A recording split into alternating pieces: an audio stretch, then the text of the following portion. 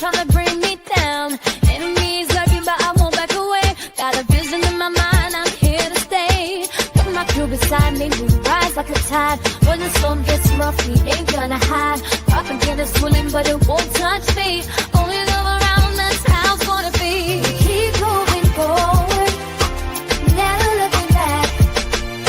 The truth's in the power, it's an unstoppable track. In the city lights where dreams collide, we hustle through the night, fire in our stride. Whispers in the dark can't dim my glow. With rhythm in my soul, I'm ready for the show. We break the chains, rewrite the rules. In this concrete jungle where nobody's fools. Unity sings louder than the lies they scheme. In the heart of the struggle, we dare to dream. We keep moving forward, never looking back. The truth's in the power, it's an unstoppable track. Another Queen Ahmadiyyah production. Haze on the corner, they talking real loud. Spreading on light, trying to bring me down. Enemies lurking, but I won't back away. Got a vision in my mind, I'm here to stay. Got my crew beside me, we rise like a tide. When the storm gets rough, we ain't gonna hide. Propaganda swilling, but it won't touch me. Only love around, that's how it's gonna be. We keep moving forward, never looking back. The truth's in the power, it's an unstoppable track. In the city lights where dreams collide, we hustle through the night, fire in our stride. Whispers in the dark can't dim my glow. With rhythm in my soul, I'm ready for the show. We break the chains, rewrite the rules. In this concrete jungle where nobody's fools. Unity sings louder than the lies they scheme. In the heart of the struggle, we dare to dream. We keep moving forward, never looking back. The truth's in the power, it's an unstoppable track. Haze on the corner, they talking real loud. Spreading on light, trying to bring me down. Enemies lurking, but I won't back away. Got a vision in my mind, I'm here to stay. Got my crew beside me, we rise like a tide. When the storm gets rough, we ain't gonna hide. Propaganda swilling, but it won't touch me. Only love around, that's how it's gonna be. We keep moving forward, never looking back. The truth's in the power, it's an unstoppable track. In the city lights where dreams collide, we hustle through the night, fire in our stride. Whispers in the dark can't dim my glow. With rhythm in my soul, I'm ready for the show. We break the chains, rewrite the rules. In this concrete jungle where nobody's fools. Unity sings louder than the lies they scheme. In the heart of the struggle, we dare.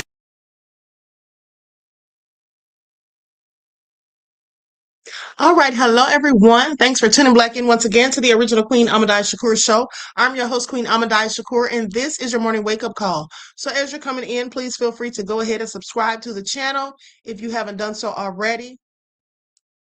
Be sure to click that notification bell and click the word all so you're notified each time the Queen Goddess goes live. With that all being said, let's see who's in here. Okay, Dark Tube, we the people. Let's get into it. Yvette, Desmond, Claudette, Danielle, Bronze Flat Power God. All right. And so with that all being said, Kawania is here. Millicent, Danielle. Okay, Chili Willie from Philly. All right, Trisha, I see you, beloved. So let's get into it. Before we get started, hey, Claudette, let's have a brief word from my sponsor at 12 Tribes. Do not buy 12 Tribes on Earth hair growth oil and hair magic elixir unless you want super healthy, gorgeous hair that grows. They have a whole line of amazing hair growth products, including hair growth leave-in conditioner spray, hair growth shampoo, hair growth spray, and hair growth butter. I'm starting to sense a theme here. They include quality natural ingredients. They smell amazing, and you can see the results for yourself. So if you're looking for healthy hair growth for your natural or relaxed hair, try 12 Tribes on Earth today.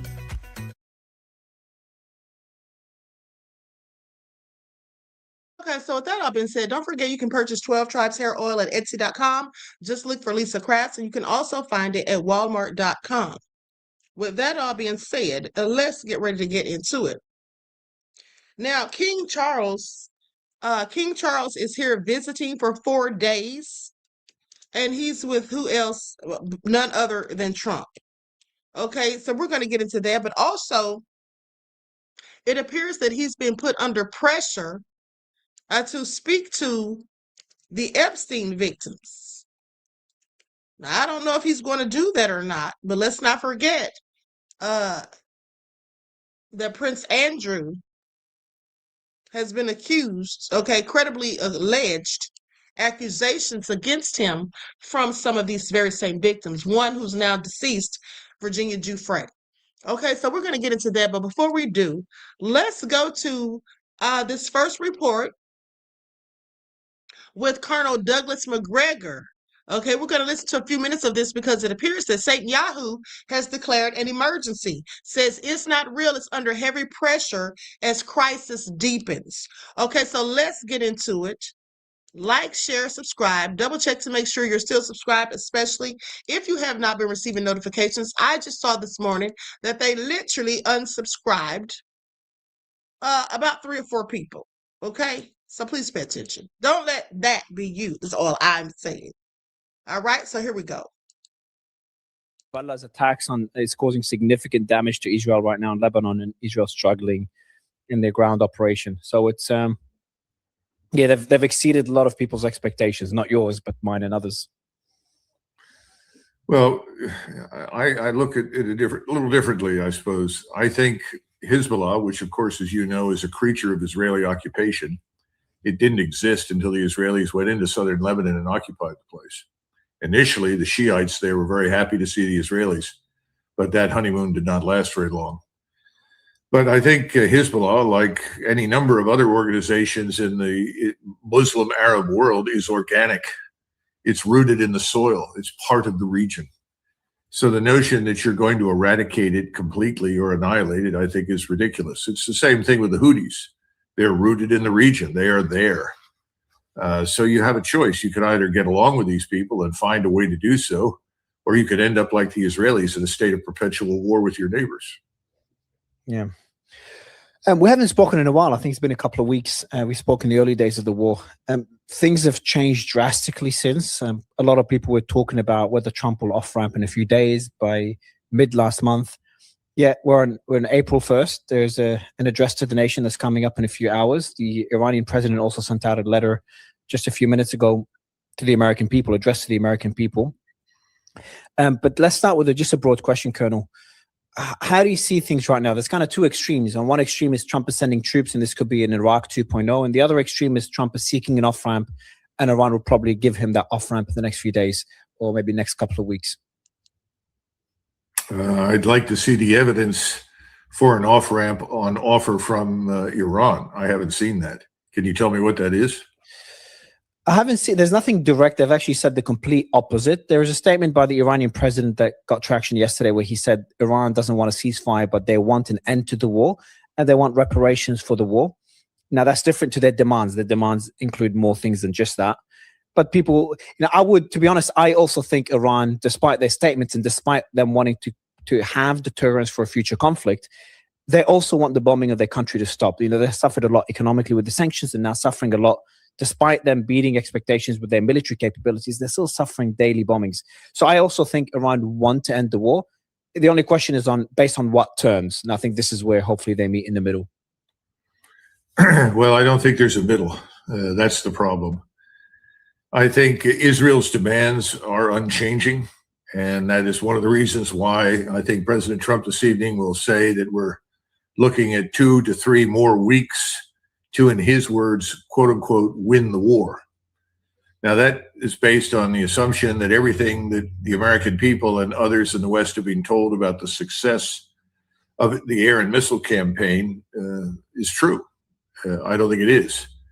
Why would you now suddenly want to introduce ground troops in any way, shape, or form if you are successful with your air and missile campaign? But we've been down this road so many times in the history of the United States since World War II. My first question is, well, if we're so successful and we've done all the damage you claim, why would we need any ground troops? And nobody ever provides an answer. The fact is that we have not been successful as we've claimed. I think we're lucky to have disabled or destroyed perhaps 20 to 30% of Iran's missile power. I don't think we've had the impact on that at all that is claimed. And I've watched the air campaign from a distance, and I've seen something I've seen before from the Air Force. The Air Force reaches a certain point and it runs out of genuine military targets. And then it says, what do I do? And then you go through this process of trying to justify hitting large quantities of infrastructure that have no real military utility or value at all, because that's what you can see. That's what doesn't move. So I think we're engaged in an effort to, quote unquote, destroy Iran, destroy its infrastructure, try to make its population as miserable as possible. But we haven't achieved, contrary to what they're saying, all these great goals and objectives. And as far as a nuclear capability is concerned, I would say that whenever this conflict ends, very shortly thereafter, Iran will probably have a nuclear weapon. Because the real lesson people in the world are drawing from this campaign is, if you don't have a nuclear weapon, you're a middle-sized power, and you disagree with Israel or the United States, then you run the risk of being attacked. Ergo, you'd better get a nuclear weapon so that you can deter attacks. So I don't see where any of his goals have been met. The other thing is, he seems to think that Iran shut down the Strait of Hormuz. No, it didn't. Lloyd's of London shut it down because a war broke out. Why did the war break out? Because we started the war. We caused the Strait of Hormuz to be shut down because no one wants to risk moving their tankers through the place. So you've gone from 75 oil tankers every day down to perhaps 3 or 4, a total of perhaps 150 or more ships a day. But as far as tankers go, the average before the war was 75 a day. Now we're looking at all these critical shortages. You know, if the fertilizer problem is not addressed pretty quickly, we're going to have famine in 6, 7, 8, 9, 10 months. People all over the world. We're talking about Africa. We're talking about Asia. You know, you're not going to be able to produce the microcircuitry that you're producing in Taiwan, Korea, or Japan because they're not getting the helium. I mean, this is a catastrophe of global proportions. And nobody in Washington seems to have cared. The entire focus was, this is what Israel wants, Israel gets. And Israel will never be safe and will never be able to dominate the region unless Iran is destroyed. The words that you hear all the time on Capitol Hill, we're taking Iran off the board. Well, right now, I think the opposite is the case. I think the war to this point is setting up a situation where the Gulf Emirates, along with Israel, are probably going to be off the board. Now, why do I say that? Well, what have we seen? We've seen all of these air and missile defenses that have been built fail. Israel is no longer launching anything in response to the missiles that are falling on it. The missile defenses that are in the Gulf Emirates have not performed to expectation.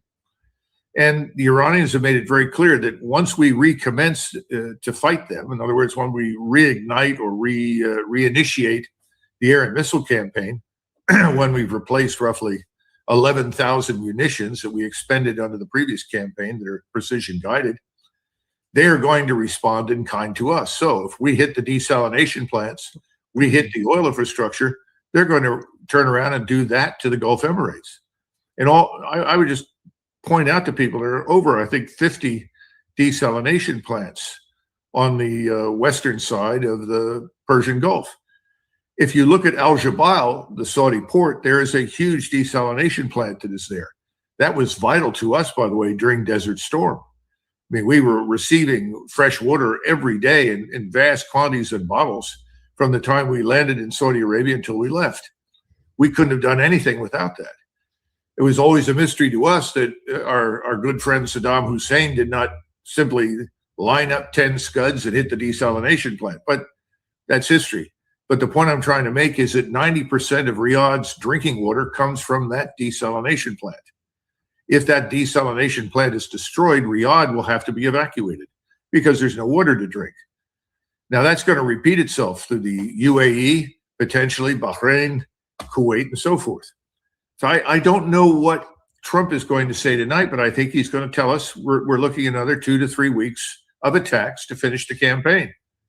And he's going to claim they've had all this success. And oh, by the way, he's going to say we have ground troops and we are considering our options. Well, I think most people have heard the options. The options are inserting these ground forces onto islands inside the Persian Gulf. Now, I don't know if they're going to use all of them or some of them. I have no idea. But I also know that the United States Navy is staying hundreds of miles away from the Persian Gulf. So the real question is, how do you get those troops into the Gulf? Do you infiltrate them into the UAE? That's eminently possible. That can be done. But we live in a different kind of world now. We're dealing with a different kind of warfare. It's not asymmetric. It's the difference between the World War II force that we have with new things and a very different kind of warfare. And this warfare is what I've been talking about for years, which is ISR strike, the ability to take intelligence, surveillance, reconnaissance platforms overhead, in space, in the terrestrial environment, even sensors on the seabed.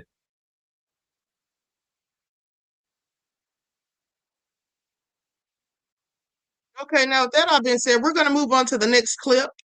Okay, shout out to him for that information. Now, with that all being said, we're going to go to this report by the Times of India. Okay, likes up, everyone, please like and share. Thank you in advance.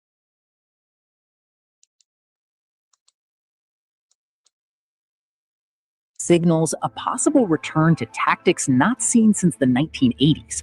As per Al Jazeera, a senior field commander said the group is weighing martyrdom operations in southern Lebanon to block any Israeli foothold.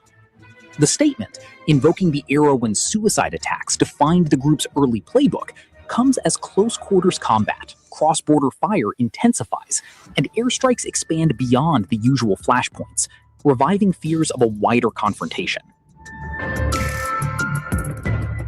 According to Al Jazeera, the idea under consideration is to send attackers into occupied zones to target Israeli troops operating near the border. Hezbollah relied heavily on such operations in the 1980s, before pivoting over decades to rockets, drones, and guerrilla warfare. The commander framed the potential shift as a defensive measure, designed to deny Israel territorial leverage in southern Lebanon, saying plans had been prepared in advance for such a scenario. The comments landed amid a sharp political rift in Lebanon. President Joseph Aoun accused Hezbollah of treason during a public address, questioning whether the group had sought national consensus before entering past wars. He argued that ordinary residents of the South have repeatedly paid the price for conflicts fought on our land for others, and urged critics to judge any negotiations by outcomes rather than accusations. Aoun's remarks followed a combative statement from Hezbollah leader Naim Qassem, who rejected calls to disarm and warned Lebanese authorities against what he described as a rush toward humiliation. On the ground, the Israel Defense Forces said it had widened its campaign, striking Hezbollah infrastructure not only in southern Lebanon, but also in the Bekaa Valley, targeting sites used to store and produce weapons and to launch rockets. The Bekaa strikes marked a notable expansion after weeks of tit-for-tat exchanges and alleged ceasefire violations.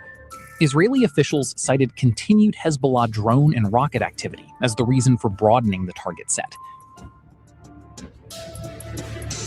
Qassem, reiterating Hezbollah's red lines, called for an end to what he termed aggression across land, air, and sea, Israel's withdrawal from disputed Lebanese areas, the release of Lebanese detainees, the return of displaced residents, and reconstruction. He also opposed direct negotiations, advocating instead for indirect channels and the reversal of Lebanese decisions restricting Hezbollah's military activity.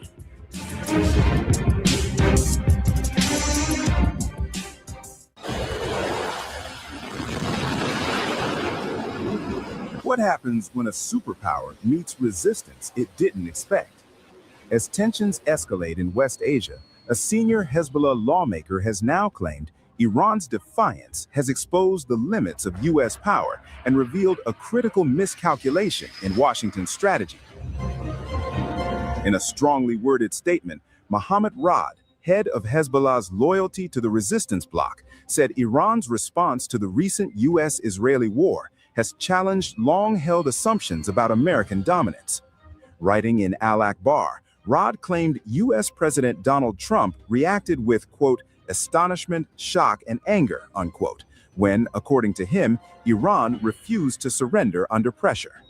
Instead of backing down, Rod, a member of a Lebanese group with close ties to Iran, said Tehran responded with, quote, unwavering confidence, backed by widespread public support. According to him, Washington misread Iran's internal dynamics, underestimating the strong ideological and societal ties between the leadership and its people. Rod emphasized that the Iranian population is not merely passive, but in his words, a, quote, active and serious producer of power, unquote. He argued that this cohesion gives Iran a unique ability to withstand prolonged conflict, something he said artificial systems would struggle to survive. The Hezbollah lawmaker also pointed to the broader regional context, from the war in Gaza to Hezbollah's own confrontation with Israel, claiming that such intense pressure would have caused weaker states to collapse entirely. He added, yet events have taken a different course, one that defies conventional expectations. Rod also criticized Washington's approach, saying the core issue lies in what he called a fundamental imbalance between power and values. Despite its military strength, this imbalance continues to undermine U.S. influence globally. The remarks come after a major escalation that began on February 28th, when the United States and Israel launched coordinated strikes against Iran. The conflict quickly spiraled into a 40-day war, with attacks targeting key infrastructure, including oil depots, gas facilities, and power plants. Iran responded with near-daily missile and drone strikes, targeting sites in Israel and U.S. military assets across the region. Iran also moved to shut down the Strait of Hormuz, a critical global oil route, sending shockwaves through energy markets. Despite a temporary ceasefire and brief diplomatic talks, negotiations between Washington and Iran ultimately collapsed. Iran cited what it called excessive demands from the United States, leaving the situation unresolved. The Hezbollah leader made the bold claims as Iranian Foreign Minister Abbas Araghchi arrived in Russia on Monday to meet with President Putin and seek his support amid the war with the U.S. This is a good opportunity to discuss the recent developments related to the war and the current situation with our Russian friends and review the latest situation. I'm sure that it's important we carry out necessary coordination with each other in this regard. Russia and Iran are close strategic allies, but Moscow has so far been cautious about being drawn into recent West Asian conflicts as it continues with its full-scale invasion of Ukraine. The visit comes following Araghchi's trips to mediators Pakistan and Oman to discuss the widening conflict, with peace efforts between Tehran and Washington currently on ice. Nevertheless, there have been developments in the talks. U.S. approaches caused the last round of talks to fail to reach results despite progress that had been made, their excessive demands, and the wrong approaches they adopted. It was necessary to review the latest situation with our friends in Pakistan, and praise to Allah, it was a very good visit. We reviewed what has happened so far and under what conditions the talks can continue. Secure passage through the Strait of Hormuz is an important global issue at this time. It is natural for us, Iran and Oman, as the two coastal states bordering the strait, to discuss this matter, safeguard our mutual interests, and coordinate any actions accordingly. The interests of both Iran and Oman are directly affected by this issue. Praise be to Allah, there is significant common ground between us and Oman, and we have agreed to continue our discussions at the expert level. All right, so now with that all being said, you know, they mentioned Pakistan, but Pakistan is supposedly helping Iran. Okay, they say that they helped them by opening up 6 new routes, okay, in order for them to avoid the U.S. blockade. So since the U.S. has a blockade of the Strait of Hormuz, Pakistan has supposedly, we're going to go to that right now. Let's get into it. They have opened up 6 new routes. And I wonder how the U.S. feels about that, how Trump feels about that, because Pakistan is a U.S. ally. And remember, they've been the ones mediating these so-called peace talks and ceasefires, these ceasefire agreements. Asia disrupt traditional routes, Pakistan has taken a decisive step toward Iran, a move that could rattle the United States. Pakistan has officially authorized new transit routes, allowing Iran and even third countries to move goods through its territory, according to reports. The decision, part of the Transit of Goods Through Territory of Pakistan Order 2026, came into force on April 25th during the latest visit of Iran's Foreign Minister Abbas Araghchi to mediator nation Pakistan to discuss the widening conflict with the U.S., with peace efforts between Tehran and Washington currently on ice.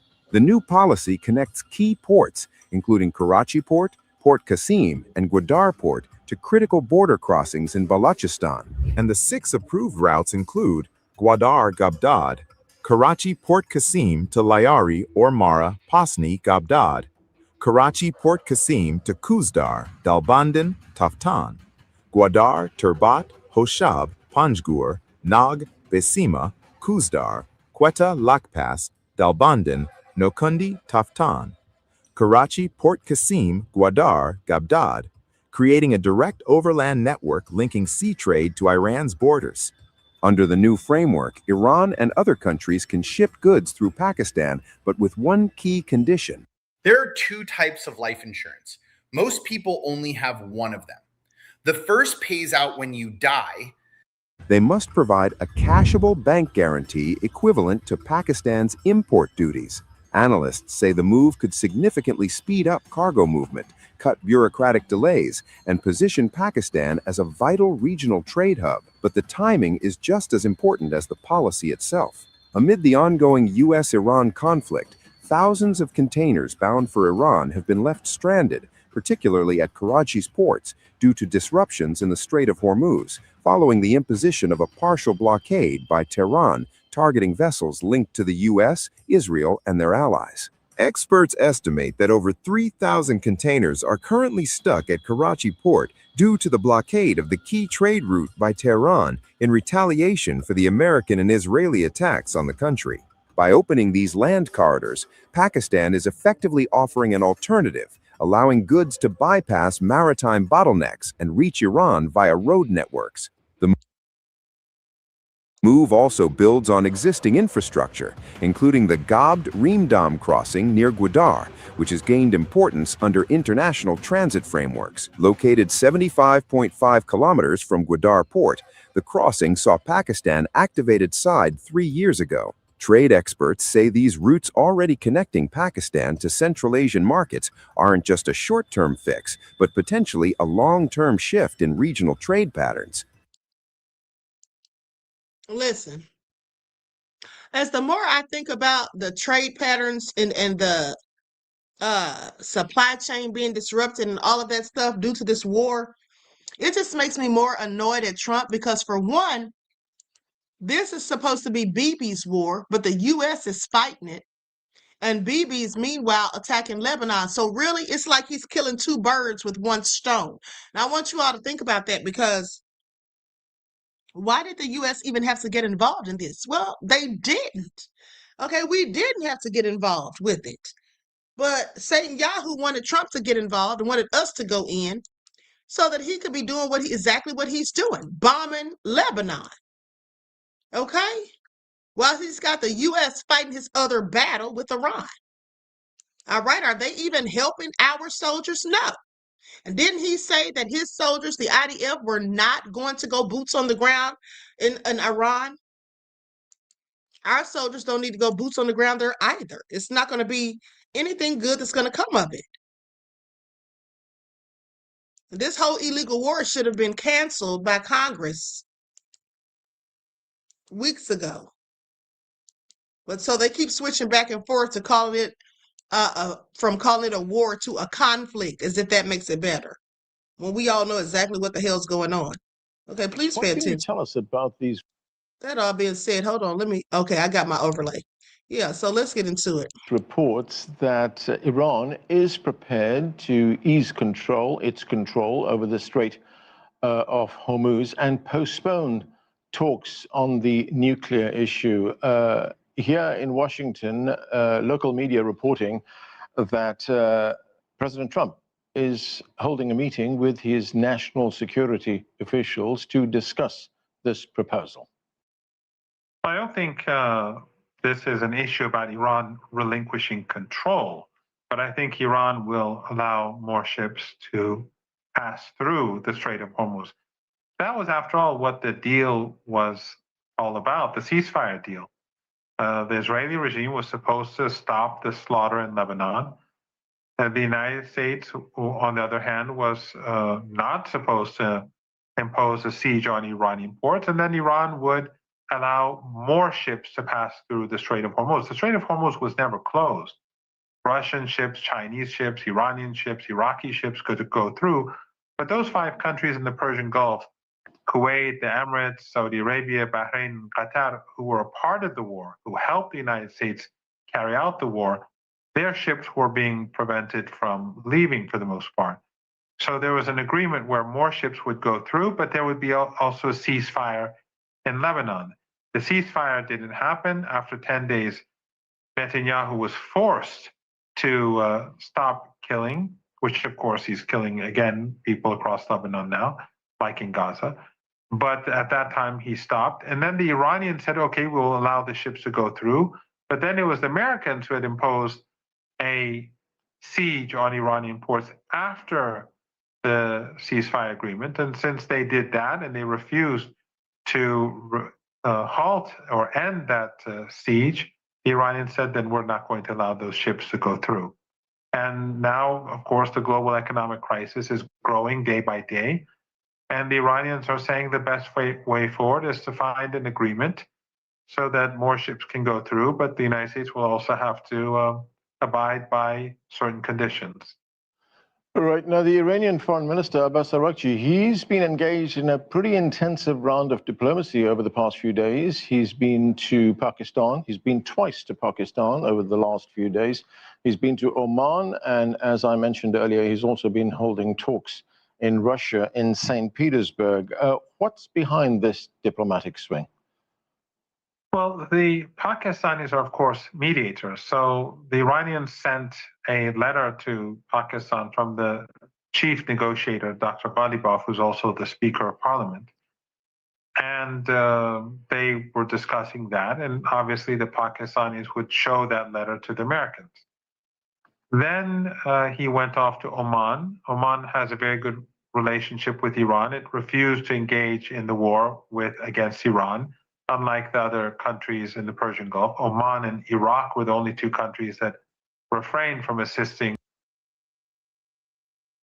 Red Wine Entertainment says, no, it was Trump who did that, not America. No, we're all in this together, beloved. Okay, we're all in this together. It was absolutely all of us. Y'all heard what Trump said. Now's the time for unity since he got shot at the White House Correspondents' Dinner. So we all have to stick together, okay? So what Trump does, we all are to blame. Please pay attention. Hold on. We the people said this is getting very interesting. Buckhorse DC said how to rob Iran. Sit down, okay? Let's continue. The United States. And so the relationship is good, but also Oman was a mediator before between Iran and the United States. And I'm sure that the 2 sides were discussing relations with countries in the region, but also the situation with the United States. Then the foreign minister went back to Pakistan. I'm guessing, this is just speculation, that probably there was a response from Washington and they wanted to discuss that response. And of course, he went to Russia, and that's obvious. Iran-Russian relations have evolved a lot over the past few years. Iran helped Russia in Ukraine, and Russia helps Iran in this war. So the relationship between the 2 countries is exceptionally good.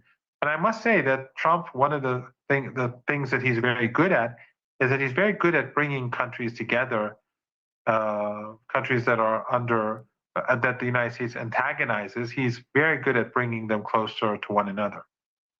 And looking specifically at that visit to Russia and discussions there, is it likely, or is it the hope on the part of Iran that they would like Russia to be involved more closely in the broader negotiations to end this conflict? I don't know. I don't think that's the issue. I don't think the mediator is really the problem or the main issue. The main issue is the United States itself. Iran and the United States only negotiated with one another for a day, and that was in Islamabad. And during that day, which it lasted from morning to night, the Iranian side, the Speaker of Parliament and the Foreign Minister and the Deputy of the Supreme National Security Council, they were on this side. Vance, Witkoff, and Kushner were on the other side. And despite the fact that Vance was surrounded by 2 Israeli firsters, still, Vance kept having to make phone calls throughout the day. He made maybe a dozen calls. And that shows that he did not have a mandate. He did not have the authority to make decisions. Yeah, exactly. And so with that all been said, they can't trust Trump because he's completely unpredictable, like Professor Morandi said. And also, if you remember, Iran said they would prefer to talk to J.D. Vance because I guess they feel like he had more sense than Trump. Now, if he's going to be calling Trump or Netanyahu every time he needs to, make a decision, well, that's not any different than actually having Trump sitting there, as far as I'm concerned. Now, with that all being said, they say Iran offers new deal as Putin raises the stakes. And here's the thing. They also said that Trump was behind closed doors begging in the dark of nights for a secret deal from Iran. Now, I'm quite sure if we ask Trump about this, he's going to deny it all to the fullest and say it's fake news. It's fake news. Okay? This is all lies. That's what he's going to say. He's going to deny it like he always does. Even if you show him a video of him saying it, he'll say it's AI. Okay? So let's go ahead and get into this News Nation report that came out. See, Iran is offering to open the Strait of Hormuz, but not to end the nuclear war program in a proposal that is unlikely to win the backing of Donald Trump. Likes up, everyone. Please like and share. Thank you in advance.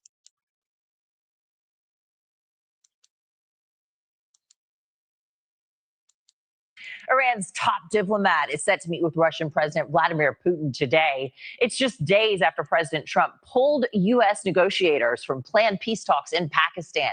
Now, despite that, Axios says Iran has offered up a new proposal to reopen the Strait of Hormuz, but postpone nuclear talks. Well, News Nation international correspondent Robert Sherman is live for us in Tel Aviv. And Robert, Iran's asking one of the United States' top adversaries for a lifeline. Tell us more.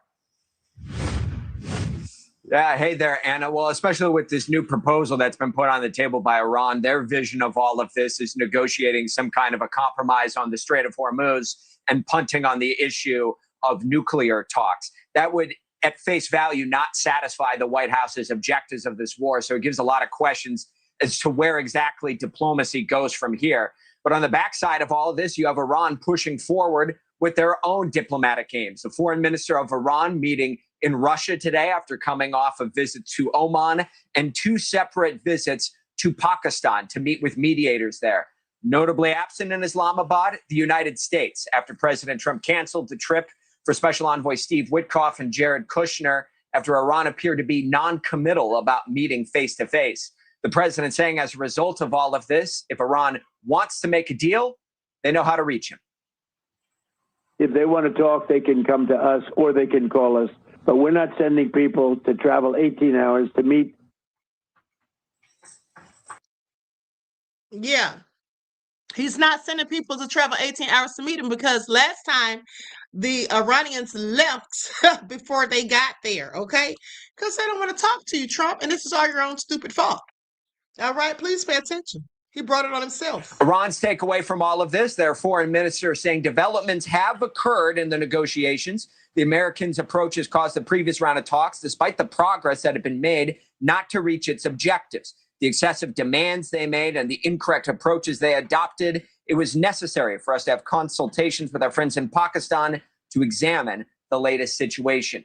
Meanwhile, as there is hope that diplomacy will press forward with Iran, you also have the situation to our north between Israel and Hezbollah. Israeli troops still stationed in southern Lebanon. There have been flare-ups throughout the weekend with Hezbollah launching drones and rockets at northern Israel and the Israelis carrying out new rounds of strikes. That ceasefire still holding, but it has those tense moments as President Trump has given an open invitation to the president of Lebanon and the prime minister of Israel to meet him in Washington in order to talk about long-term peace sometime in the coming weeks. Thank you for watching. Subscribe below and download our News Nation app.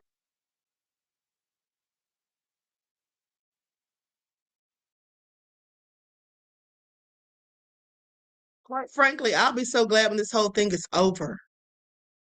Okay, I'll be so glad when this whole thing is over.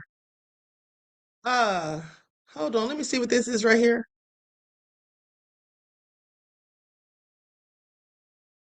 Okay. Likes up, everyone. Please like and share. Thank you in advance. So let's go to the next clip. This is a report from Australia, 7 News Australian. Now let's see if they're going to come to what I want to know. Your best said, Queen, you got Donald's voice down pat. Y'all need to stop. Donald Trump is so nefarious, okay? He is clearly the butt of everybody's joke. Now, here's the thing.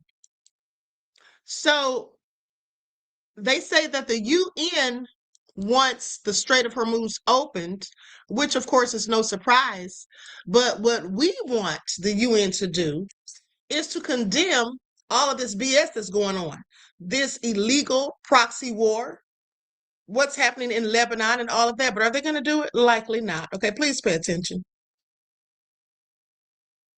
Put forward a new deal to reopen the Strait of Hormuz and end the war in the Middle East. The deal, which has been sent to the US by Pakistani mediators, would see Iran reopen the strait in exchange for the US ending its blockade on ports. But crucially, it calls for negotiations over Iran's nuclear ambitions to be held at a later date. Iran has put forward a new deal to reopen the Strait of Hormuz and end the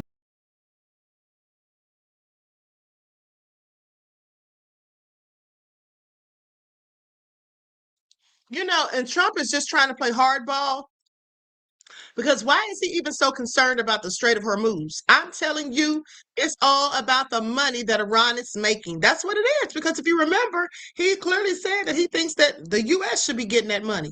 And by that, it means him. Okay? Please pay attention.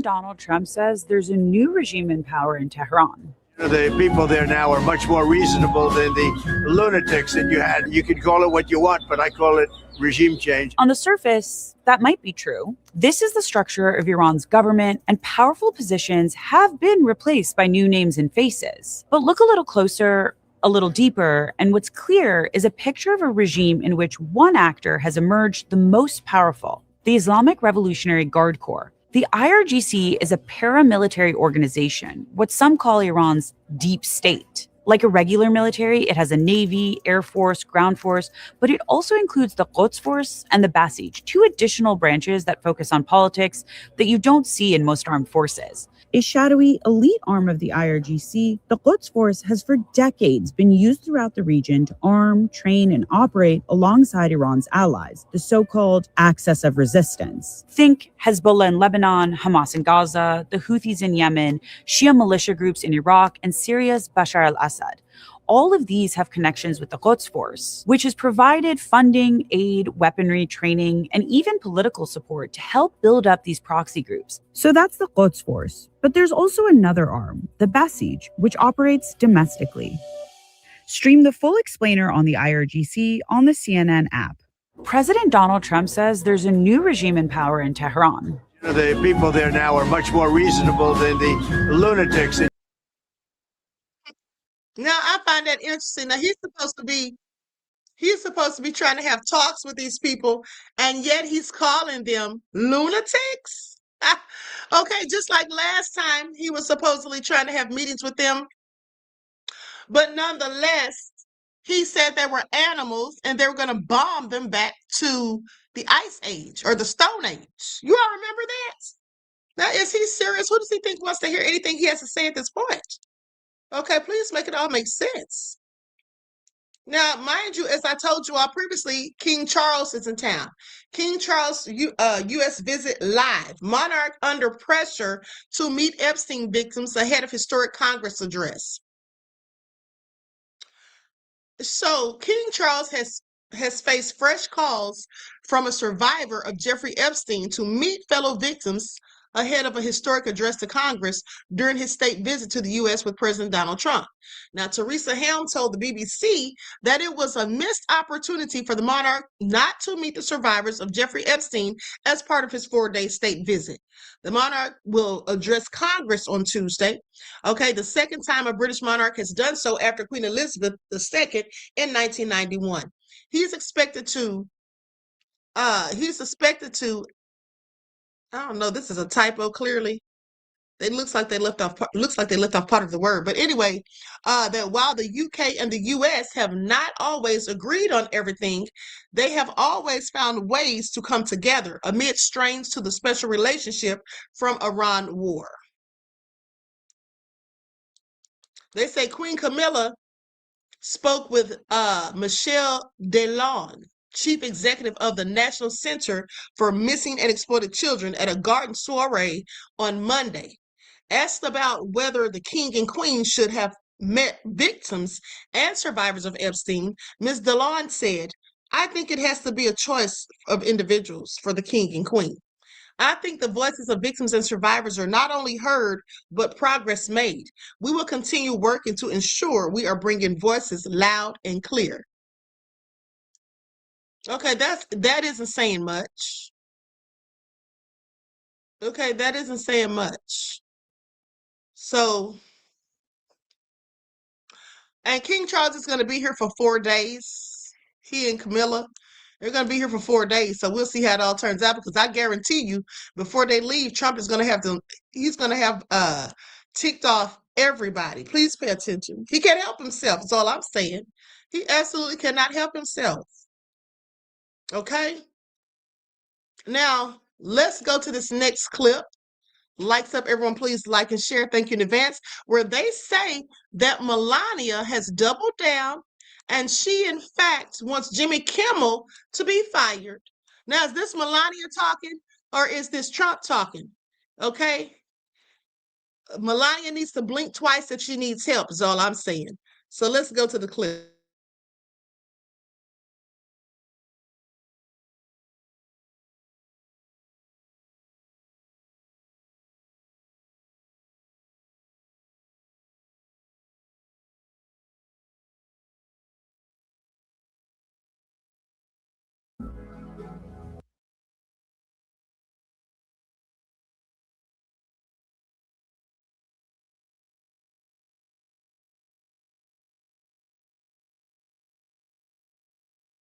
Against new calls from the First Lady and the President, basically to get him fired, this time over a joke he made last week, days before the White House Correspondents' Dinner.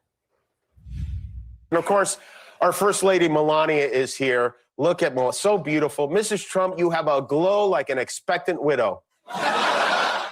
Again, that was days before the incident Saturday night, the attempted shooting there. But now the First Lady says his words, Jimmy Kimmel's words, are corrosive and that they deepen the political sickness within the country. And she added, "It is time for ABC to take a stand."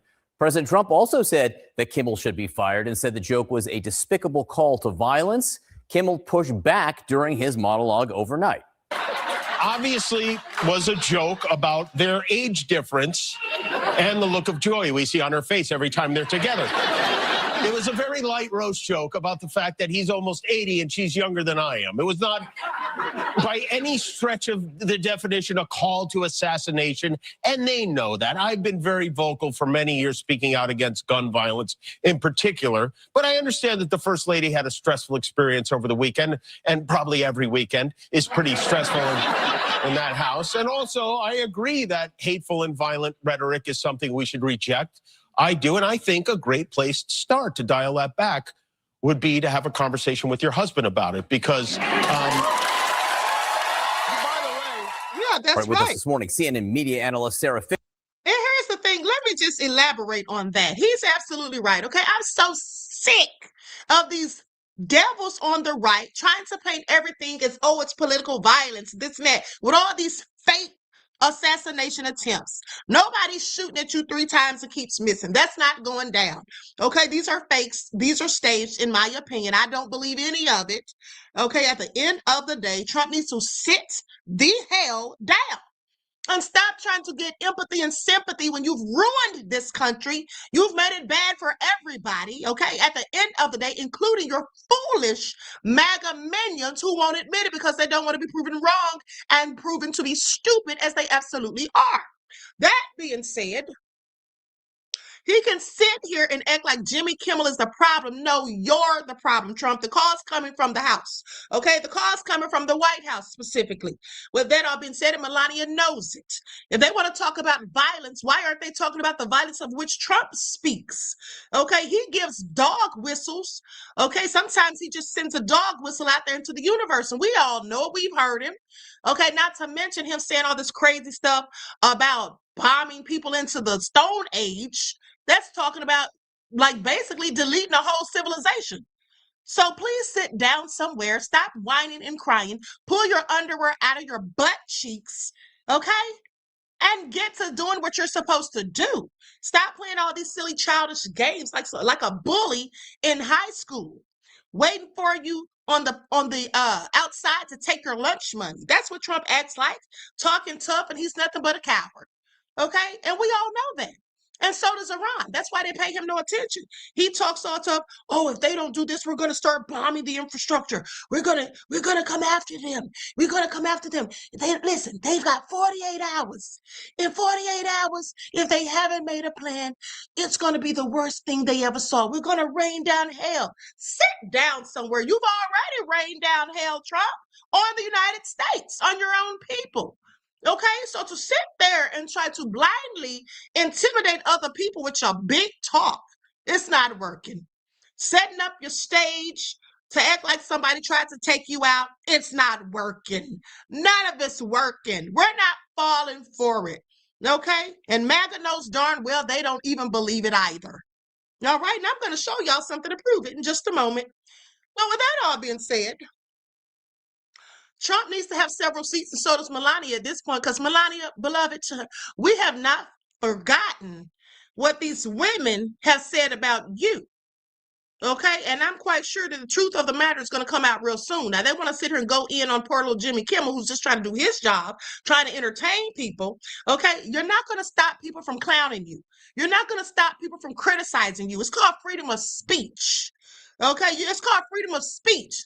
They act like they're above reproach. Trump dogs anybody that ticks him off, who doesn't agree with him, who says anything that he finds contrary to his own beliefs and opinions.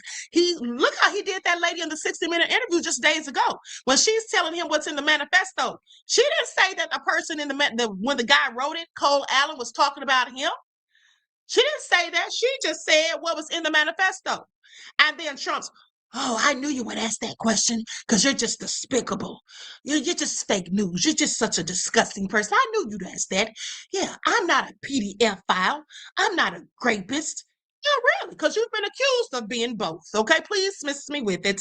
And we already know that you like corn stars because you gave Stormy Daniels hush money, and your wife is a former corn model. Okay, so let's not sit here and act like Trump is above reproach. Okay, let's not act like nobody can talk about him. Who the hell does he think he is? Satan Yahoo?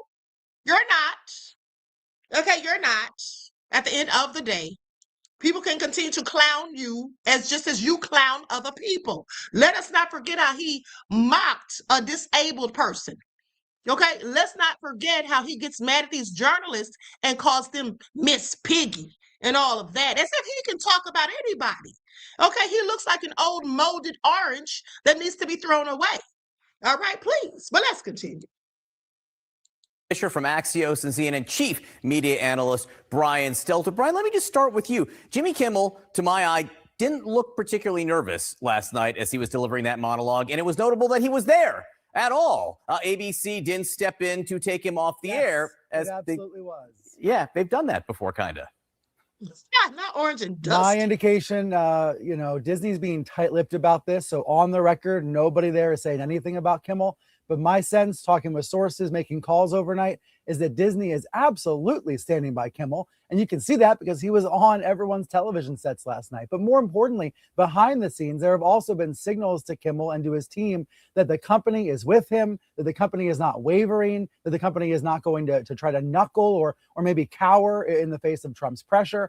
And that is, of course, notable because of last fall, because of Kimmelgate last fall, when he was yanked from the airwaves.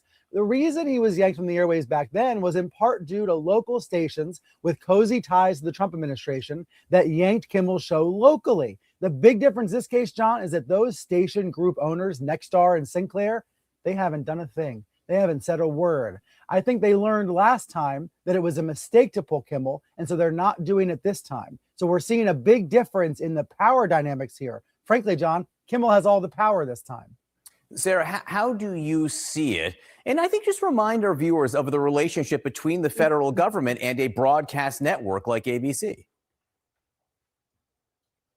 I agree with Brian that the dynamic is very different with the local broadcasters, especially because one of those broadcasters, Nexstar, is currently trying to do a big merger, and they're going through a lot of sort of court and litigation filings to be able to get that done. And so for them, they're not trying to put themselves in another position where they have to deal with another sort of legal battle when they're trying to get a big deal done.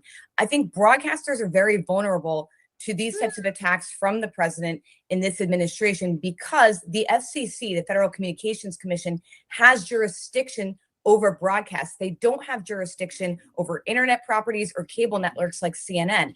And so for ABC, which is just one subsidiary in this broader ecosystem that is owned by Disney, they make their parent company more vulnerable to any sort of deals being stopped or probed or evaluated simply by existing as a broadcaster. That's why, John, you saw ABC and CBS settle lawsuits with the president, but not print publications, which aren't regulated as closely by the federal government, like the New York Times, the Wall Street Journal. I want to bring in CNN political analyst Michael Singleton and Sochi Hinojosa. I'm glad to have both of you here. All right, look, you know full well that this was asked of by the president and the first lady. They were offended by what he said. It did take place 2 days before the White House correspondence that we know. Here's the thing, who cares if they're offended or not?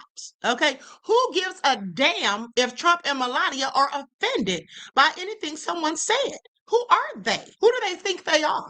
Okay, they can get clowned for filth as far as I'm concerned. And at the end of the day, like I said, Trump has no problem clowning people. I'm quite sure the people that he calls Miss Piggy or the disabled people that he continues to mock, I'm quite sure they're offended. But does anybody care? Please pay attention. Of course, would happen on that occasion. Sochi, what's your reaction to Kimmel's essentially pointing the finger back and saying, I think this should be a larger conversation, Mr. President? Well, I think there has been this larger conversation over the last 24 to 48 hours about political rhetoric. And I do think it was a joke, and I'm glad he was able to address it. And he was talking about his age. Nobody wants anything to happen to this president or any president for that matter. I think that probably moving forward, given the sensitivity of the political rhetoric, maybe we should just stop making jokes about our presidents moving forward when it comes to. She sound like a damn fool. Maybe we should stop making jokes about our president. Girl, sit your silly self down. You sound ridiculous. Nobody cares that he's the president. He can still get it just like anybody else. People can clown him, make jokes about him. They did it about other presidents. And hell, isn't he always talking about Obama? Isn't he always trying to drag President Obama, whom he's so jealous of? Okay, now she thinks the solution is for people moving forward to not make jokes about him. Ladies, shut the hell up. Why are you even on here? You sound crazy. Okay, you sound crazy. Nobody has to stop cracking jokes on him. Okay, he can talk trash about other people, and likewise, people can talk trash about him. He's very disrespectful to people and says whatever he feels like saying, and people can do the same about him. Nobody's threatening him. Nobody's wishing anything ill on him. People are cracking jokes, all right? And they will continue to do so, period. Sounds ridiculous. Their age or potentially them passing away. There were a lot of jokes at the time about Joe Biden. Totally get that, and his age. That's what happens when you elect 80-something-year-old presidents, right? I will say on the political, people think that's not going to happen anymore. I mean, I think joking about age is fine. I think the potential death of a president, I don't think that we should be joking about that. When it comes to the overall narrative about, when anybody asked her what she thought about it, she said we shouldn't be joking about it. Here's the thing. That's your opinion, lady. And you're not a comedian. Okay, so sit down somewhere. Let's continue. About this, I think one thing we need to realize is that the political rhetoric always is set and the tone is set by the sitting president of the United States. And that is just the reality of things, regardless of whether the person is a Democrat or a Republican. And I believe we do have to take down the temperature, and we've had to take down the temperature for some time. There have been threats that have increased significantly since the 2020 election. And now what we're seeing is threats, and people play out those threats and potential. First of all, let me just say these threats don't have a damn thing to do with Jimmy Kimmel's comedy or anybody else's. It has everything to do with Trump, okay? It has everything to do with Trump. Like, he has to blame himself. Stop trying to pin that on comedians who are simply doing their jobs. Nobody's calling for political violence, okay? That's what nobody's doing. And I find it all interesting that she's talking about, oh, we shouldn't make jokes about the president's death. First of all, he's talking about him dying from old age, not somebody doing anything to him. And second of all, what does Trump's low down, dirty self do when people that he doesn't like dies? Do y'all remember what he said about Rob Reiner? Rob Reiner was a good person as far as I'm concerned. You never heard a scandal about him. You always saw that he was a humanitarian doing good things in directing shows and movies and all of that. At the end of the day, Trump was talking all the trash about that man after he died. How low down is that? And that's not the first time, and it won't be the last. Okay, so I'm sorry. If he can dish it, then he should be able to take it. Okay? If he can dish it, he should be able to take it. But we know that he can't because he's a malignant narcissist. You know, shooting like in Minneapolis and in other places. But when the president says take it down, I agree with him, but he also needs to take it down. And it does start with the president. You know, he should have just apologized. I remember when President Biden was in office and there were a lot of questions about his age. I raised many concerns just as a strategist, just as an American, about Democrats needing to be more transparent. When the president announced his cancer diagnosis, I completely changed my tune. It wasn't appropriate any longer to talk about his age. Here's a guy who's 80-something years old. He dedicated his life to the country and was battling something that millions of Americans battle every year. And unfortunately, most of them don't have great, superb health care in order to defeat it. And so I changed the tune. I agree that the president sets the tone. I do think the president in this particular moment in time should continue to move forward with his words the other night. However, I don't look to the president personally. I can only speak for Sir Michael Singleton here to dictate what my words should be. Now, I've seen a lot of Democratic strategists, Republican strategists on different networks today saying, well, it's the Republicans' fault or it's the Democrats' fault. And I could certainly do that here tonight, or I could just look within myself and say, well, is this the time for that? Or can I lead by example as a strategist and say, I'm not going to demonize my friends on the other side? Sure, there are things that I can certainly point out, and the same could be said here. But is this the time for that? Or is this a moment to have a different type of analysis that elevates beyond what is that the analysis? noise? Is it going beyond the idea? I mean, because the conversation is all about rhetoric, right? But the conversations could also be about the prevalence of gun violence. The conversation could also be about security protocols in place. It could also be about funding for different agencies. It could be a number of things. And of course, this is part of what strategically you all will try to figure out, I'm sure, going forward to the midterm elections, of how voters will look at these issues. Because I got to tell you, most voters are going to look at this actual dinner as an unattainable elitist event to attend, right? But they'll look at the larger issues of how it impacts their feelings of safety more broadly. If this remains safe, where is? Yeah. Yeah, sit down somewhere. Now, you know, they all sound crazy as hell. Now, she's sitting there talking about they're going to look at it like if this room ain't safe. Nobody thinks that room wasn't safe, lady. Nobody thinks that room wasn't safe, girl. Everybody knows it was staged and fake. At least that's what we all believe until further proven. Okay, nobody thinks that room was not safe. Even the people sitting in the damn room when the shots rang out didn't think it wasn't safe. Y'all saw that man sitting there still eating his food. Y'all saw that lady with her knees in the chair with a handkerchief that she took time to put there. Y'all saw the lady recording with her cell phone. Y'all saw the man recording with his cell phone. Y'all saw the man who kept bobbing up and down, putting himself in the way if there was actually a shooter. But at the end of the day, and by the way, 6 to 7 shots fired and nobody got hit in a crowded place. Please make it all make sense, okay?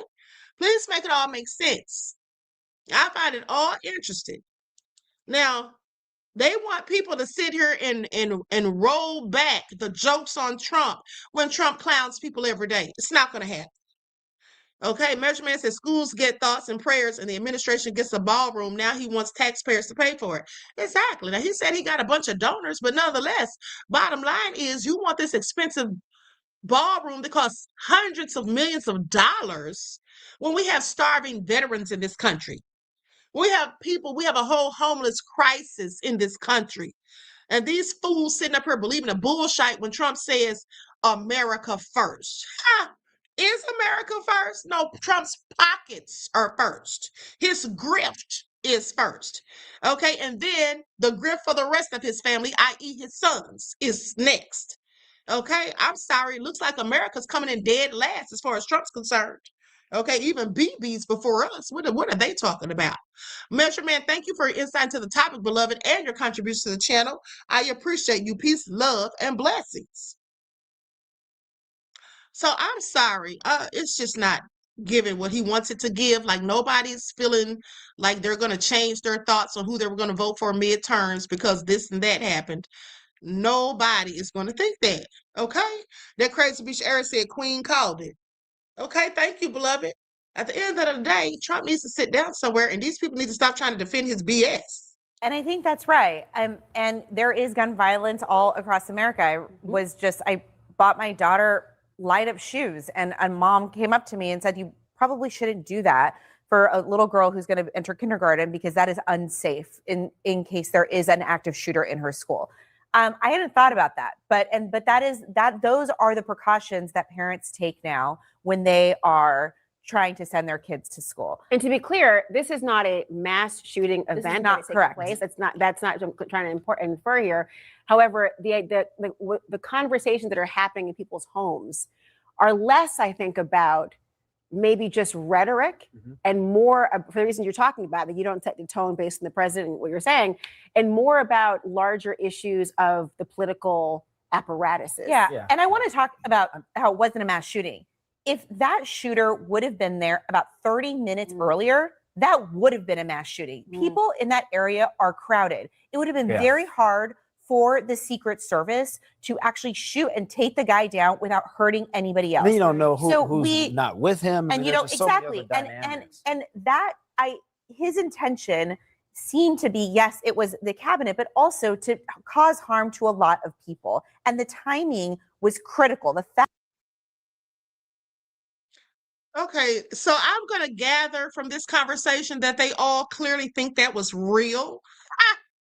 Is that what they think? The fact that he waited so long and the fact that he was delayed, it could have been a terrible disaster for very many people. So why are there so many conspiracy theories that abound right now? Because as you know, we're often in this reality that we're in, we're often battling not just the acquisition of information, but confronting conspiracy theories who will look at what's unfolding and say, this is something else.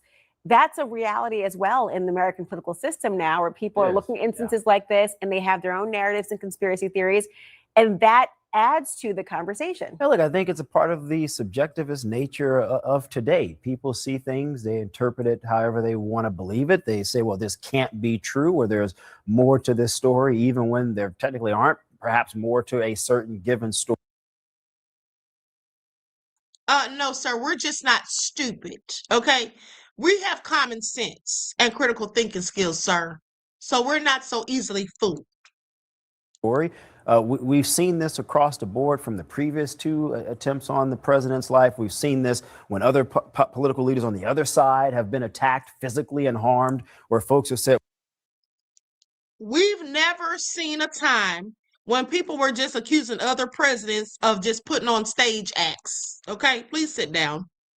well, they may have hired someone to do this for political points. I mean, it's really a bit deranged where we currently are. But I will say this, it's really been a focal point to use rhetoric in terms of persuasion for politics, right? Like I'm going to use my words to persuade the other side that I'm right and my opponent is wrong.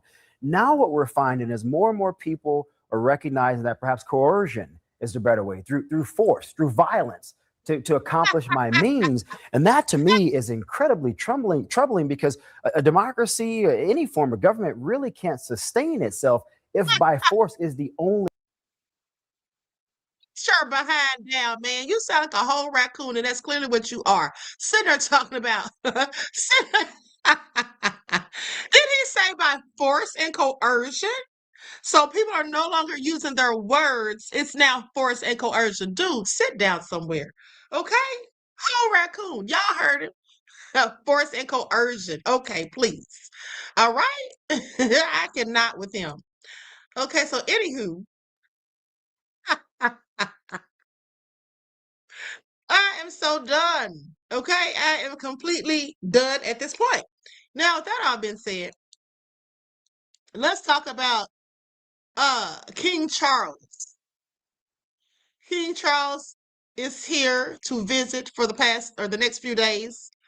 Okay, and let's see how him and Trump are getting along. Let's see how this is all going down. I have questions.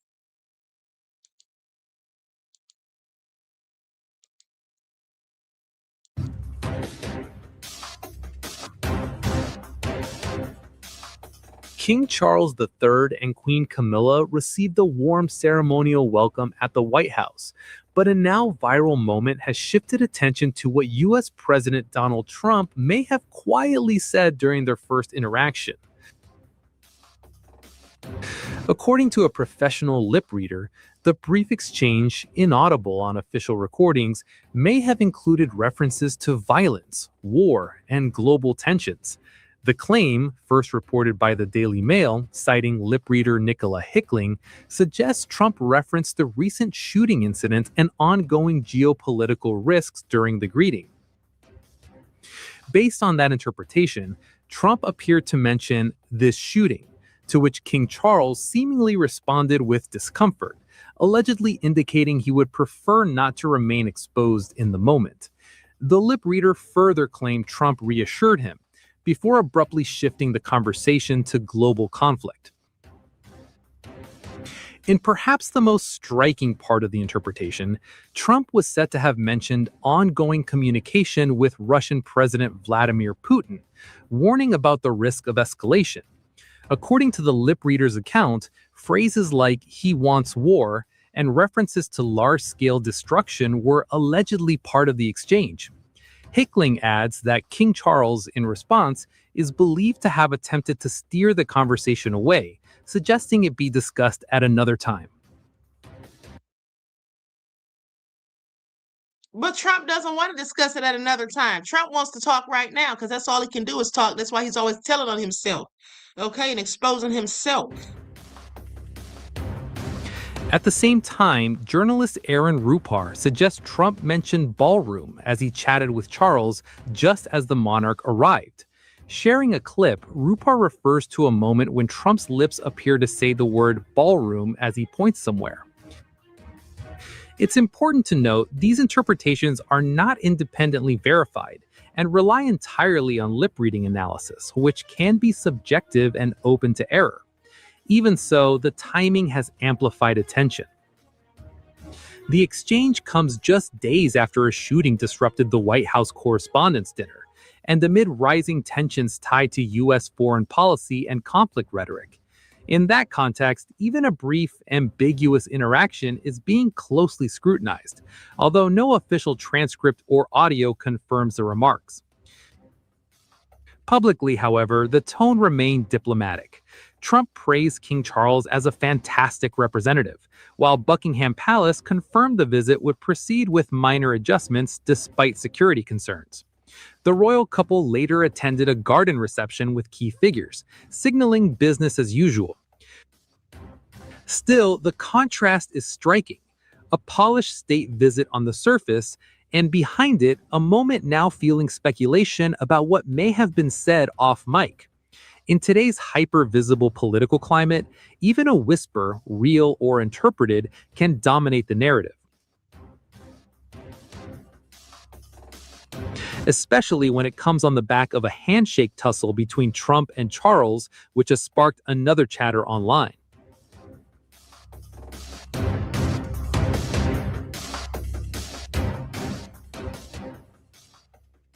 Now I want y'all to pay attention. I wanted to see who won the handshake tussle because all that was is Trump trying to exude dominance. Okay? Trump was trying to show his dominance, okay, by that handshake. That's right. Claudette said 2 old geezers. Okay?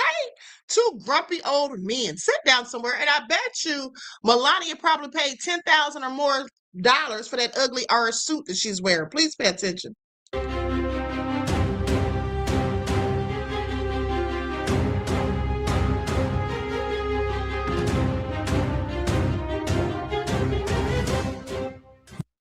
I think we've seen enough. Okay, I think we've seen enough. Well, let's continue. Now, here's the thing. They did a video on MS Now, and I'm going to go to it in a second, where they talked about, people like Keg's Breath in Trump's administration try to act like they're so big and bad and have so much bravado, but Trump punks them out every day. Okay? Trump has them licking his boots literally every day. So are you really big and bad? No, you're not. Donald Trump is worried that JD Vance is just like a bad luck charm because, he went to Hungary and he campaigned on behalf of Viktor Orban, and that didn't go so well. He met the Pope, and then the Pope, unfortunately, was no longer with us shortly after that. And now it's like, what is it? The Flemish right-wing party has said, JD Vance, please stay away. Please, we don't want your help. The New York Times had this from their op-ed. How much humiliation can JD Vance take? Does Mr. Vance still not realize that the joke is on him? The interesting thing is not that he keeps debasing himself, but that he gets less and less in return each time as his political fortunes dim. His soul has become a depreciating asset. That's weird to me about some of the men in the MAGA inner circle is that a lot of the messaging, especially from Hegseth, even around this war, it's this very hyper masculine thing, of course, and it's sort of like an alpha male thing. Yeah. But then actually when you see the dynamic between all these men and Trump, they're all so submissive to him. Yeah. And I think that's a really interesting thing because they want you to believe that they are alpha men, but they're constantly accepting humiliation. Well, he only They're likes losers around him. Remember, he literally told us. But it's like if you are trying to convince women or convince people that you are this dominant male, you are actually constantly performing these humiliation and submissive rituals in the public eye. And I'm just wondering how they. That's how much they love power. Yeah. You know what's I guess crazy so. about Pete Hegseth? He works so hard to overcompensate for his impotence and his weakness. He's the kind of dude that would walk down the street in the Bronx in Yonkers and have his head down and not look anyone in the eye because he's a punk and a coward. And the only thing he has going for him is, people around him bowing down to this hyper masculine nonsense. He's a punk and a coward. So is JD Vance. So is Trump. This is why you asked me this question. He said so is you Trump. Knew I was going to get excited. Okay. We know you well, Jamal. You've been here a few times so before. tired of these people. Lord. All right. That was a layup for Jamal. Trump needs to stop trying to silence people. He needs to stop trying to silence people at the end of the day. Okay?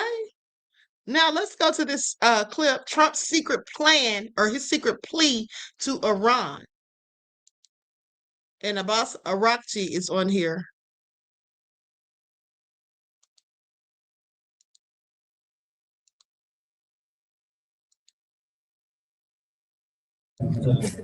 They have achieved none of their goals. This is why they asked for negotiation. We are now considering. Do you feel the support of Russia? Iran and Russia are strategic partners. They have always supported us. We have always supported Russia, and our cooperation will continue. Thank you. No, I'm coming here for consultation. On Monday, Iran indicated it is weighing a request from U.S. President Donald Trump to reopen negotiations, a move that comes at a moment of deep tension and rising uncertainty across the region. Earlier, Iran had offered to reopen the Strait of Hormuz if the United States lifted its blockade on the country and ended the war. However, Donald Trump seemed unlikely to accept the offer, which was passed to the Americans by mediator Pakistan. In constraint, Iran's measures in the Strait of Hormuz as grounded in Iran's right and obligation under the law of the sea and its national laws and regulations. Iran's lawful measures aim to strike an appropriate balance between security interests of the coastal state and the continued safe conduct of navigation in the Strait of Hormuz in a highly volatile environment. These practical measures will be carefully examined in light of evolving circumstances. Iran is not a party to the 1982 UN Convention on the Law of the Sea. Accordingly, it is not bound by its treaty-based provisions except to the extent that specific rules reflected therein are universally recognized as customary international law. Responsibility for any disruption to maritime transport lies with the aggressors, the United States and its supporters. Any claims to the contrary is unfounded. On Monday, Russian President Vladimir Putin conveyed to Arakchi Moscow's resolve to help bring peace in the Middle East. Sorry to interrupt, but this is important. The shooter who murdered my sweet little Daniel brought a highly lethal weapon with him. I would like to ask you to please convey my most sincere and heartfelt gratitude for this gesture and to confirm that Russia, much like Iran, remains fully committed to the continuation of our strategic relations. We are witnessing with our own eyes just how incredibly courageous and truly heroic the brave people of Iran are in their ongoing relentless struggle as they fight for their fundamental right to independence and for the absolute preservation of their national sovereignty against all of these odds. In the gilded quiet of St. Petersburg, far from the roar of missiles and the churn of warships, a different kind of battle line was being drawn, with words, symbolism, and strategic signals. As cameras flashed inside a presidential hall, Vladimir Putin clasped hands with Abbas Arakchi and delivered a message meant for far more than the room. Russia stands with Iran. At a moment when the Middle East is rattled by U.S.-Israeli strikes and retaliatory escalation, the optics of this meeting were as powerful as any military move unfolding on the ground. Putin praised what he called the Iranian people's brave and historic defense of their sovereignty, expressing hope that peace would eventually return after what he termed a difficult period. He told Arakchi that Russia would take every necessary step to protect Iran's interests and help stabilize the wider region. We are witnessing with our own eyes just how incredibly courageous and truly heroic the brave people of Iran are in their ongoing relentless struggle as they fight for their fundamental right to independence and for the absolute preservation of their national sovereignty against all of these odds. And naturally, it is our most sincere and fervent hope that by drawing upon this profound sense of courage and their deep-seated aspiration for true independence, the people of Iran will successfully navigate through this exceptionally challenging and arduous period of trials under the guidance and leadership of a new, capable leader, and that ultimately a lasting and stable peace will prevail throughout the land. Russian leader also revealed he had received a written message last week from Iran's supreme leader, Mustafa Khamenei, underscoring the direct, high-level channel now active between Russia and Iran. I would like to ask you to please convey my most sincere and heartfelt gratitude for this gesture and to confirm that Russia, much like Iran, remains fully committed to the continuation of our strategic relations. Arakchi, on the final leg of a regional tour, thanked Russia for what he described as steadfast support during what he called an unprovoked war of aggression by the United States and Israel. It has also become abundantly clear that the Islamic Republic of Iran possesses true friends like Russia, who consistently stand by Iran during these difficult times and offer us their support. We are truly and deeply grateful for your firm stance and your unwavering support. Just like Iran, they are also very eager to further develop and strengthen the strategic relations with our country.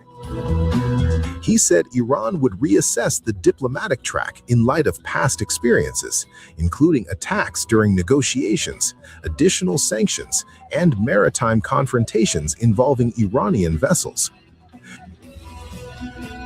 Russian leader Putin reiterated Russia's commitment to a long-term strategic partnership with Iran, citing a multi-year cooperation framework covering energy, security, and regional coordination.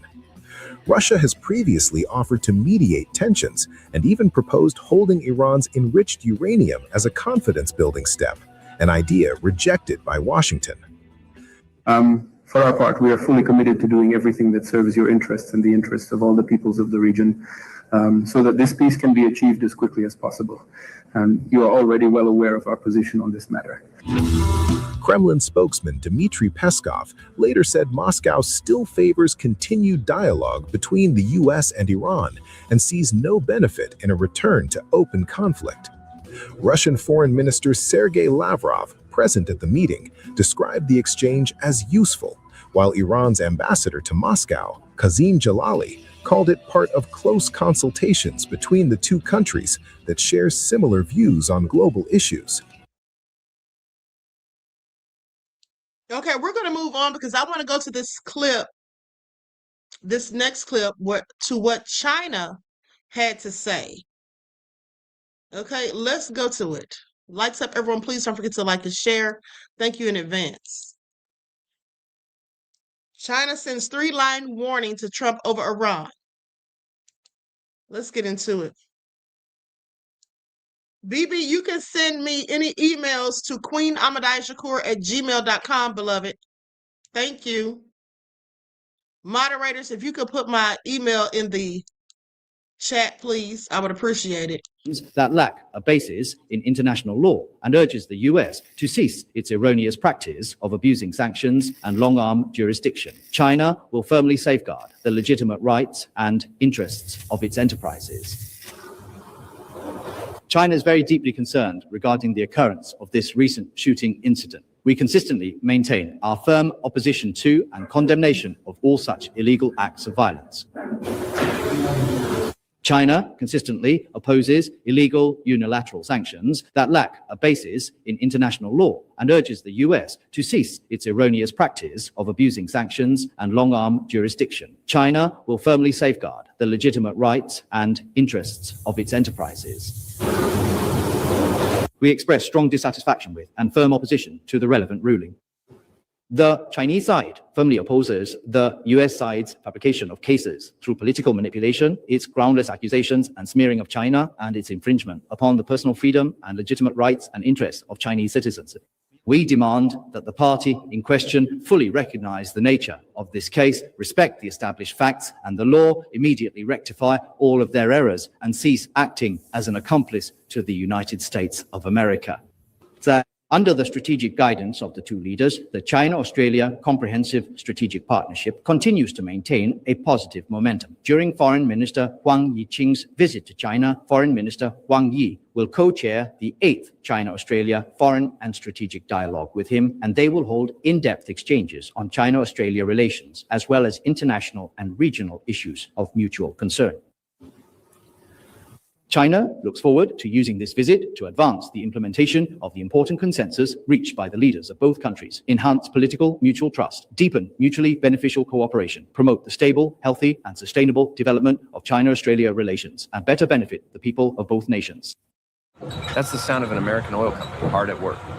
Want to be a part of it? Listen up.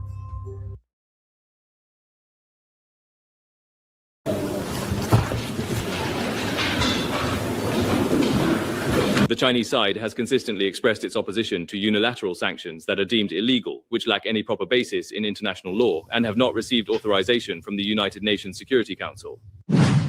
Regarding US President Trump's visit to China, both sides are maintaining communication on this matter. The Chinese side has consistently expressed its opposition to unilateral sanctions that are deemed illegal, which lack any proper basis in international law, and have not received authorization from the United Nations Security Council. I am not aware of the specific situation you have mentioned. The Chinese government consistently requires its citizens residing overseas to strictly abide by local laws and regulations and not to engage in any form of illegal or criminal activities.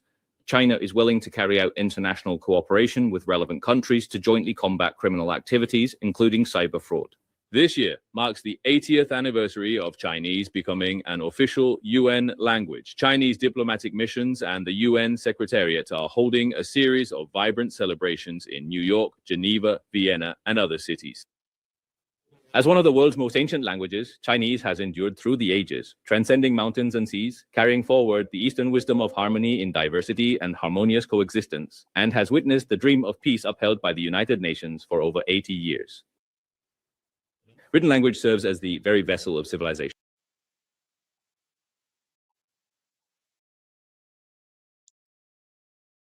Okay, now let's go to this video here.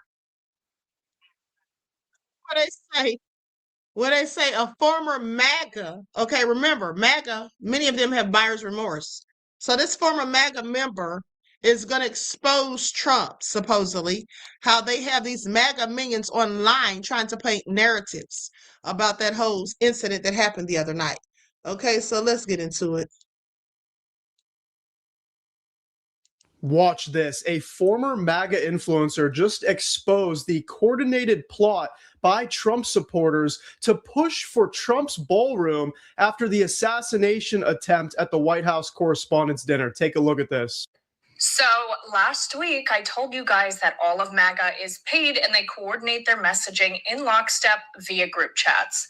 And what do you know? All of these people came to the conclusion that after they saw what happened at the White House Correspondents' Dinner, their first thought was, oh, independently, Trump needs his ballroom. The statistical likelihood of this happening in a vacuum, if we are to stipulate that these people are not coordinated, the statistical likelihood of this happening, that they all came to the same conclusion, not probable, okay? I think it's also important to note that one of the main group chats in which they coordinate this messaging is literally called Fight, Fight, Fight after the attempt on Trump's life in Butler. Okay, and this has the official Trump war room, members of the administration, including James Blair, and all your favorite MAGA influencers. And I would log on and show you more of these messages, but I can't log on to Twitter because they're suing me for $75,000. Do you remember her? That's Ashley St. Clair, who formerly went out with Elon Musk. She's since escaped the MAGA world, and good for her. I hope she's safe, especially after this information she's sharing about what goes on inside MAGA. The fact that there's a group chat named Fight, Fight, Fight after what happened at Butler, Pennsylvania, when Trump supporters started chanting those words, that's incredibly suspicious as well. The entire MAGA orbit is filled with cult members who will do anything to push the president's agenda, even when people's lives are on the line. Okay. And no lies detected. These fools are on the run, okay? They're on the loose. But hold on, because just as sure as Trump's sitting there, he plans to take away freedom of speech absolutely and unequivocally. Okay, please pay attention. I find it all so interesting. Now, y'all listen to this. Not gonna believe this shit. Here's your latest unhinged headlines. First up, the Rotten Mango says your freedom of speech is what now? And we've made it 1 year penalty for inciting riots. We took the freedom of speech away. Away where? Fuck you. Nah, it still works. Next, after Trump and Keg's Breast's inspiring display of homoerotic fat shaming and blatant treason in front of the top U.S. military generals and admirals last week, Pennsylvania Rep. Madeline Dean gave Speaker Mike Johnson a piece of her mind. The president is unhinged. He is unwell. What a lot are of you folks doing? on your side are too. Like this? There are two N words, and you can't use either of them. War, because we want to have no wars. Da-da-da-da-da-da, pa, pa, pa. The leader of the free world. Does anyone know if this guy followed through? Here's a message for Speaker of the House, Mike Johnson. You have until Wednesday to swear her in, or I will release your Grindr profile and your IP address. Next, Captain Kankles hung out with the Navy earlier this week and insinuated that he wanted to squish half the population. But we have to take care of this little gnat that's on our shoulder called the Democrats. They want to give all of our money to illegal aliens that pour into the country. And, you know, I have a bigger heart than they do. Sure. All that plaque adds a lot of girth. Want more unhinged headlines? Don't forget to hit follow on your way out. And if you're watching this on TikTok,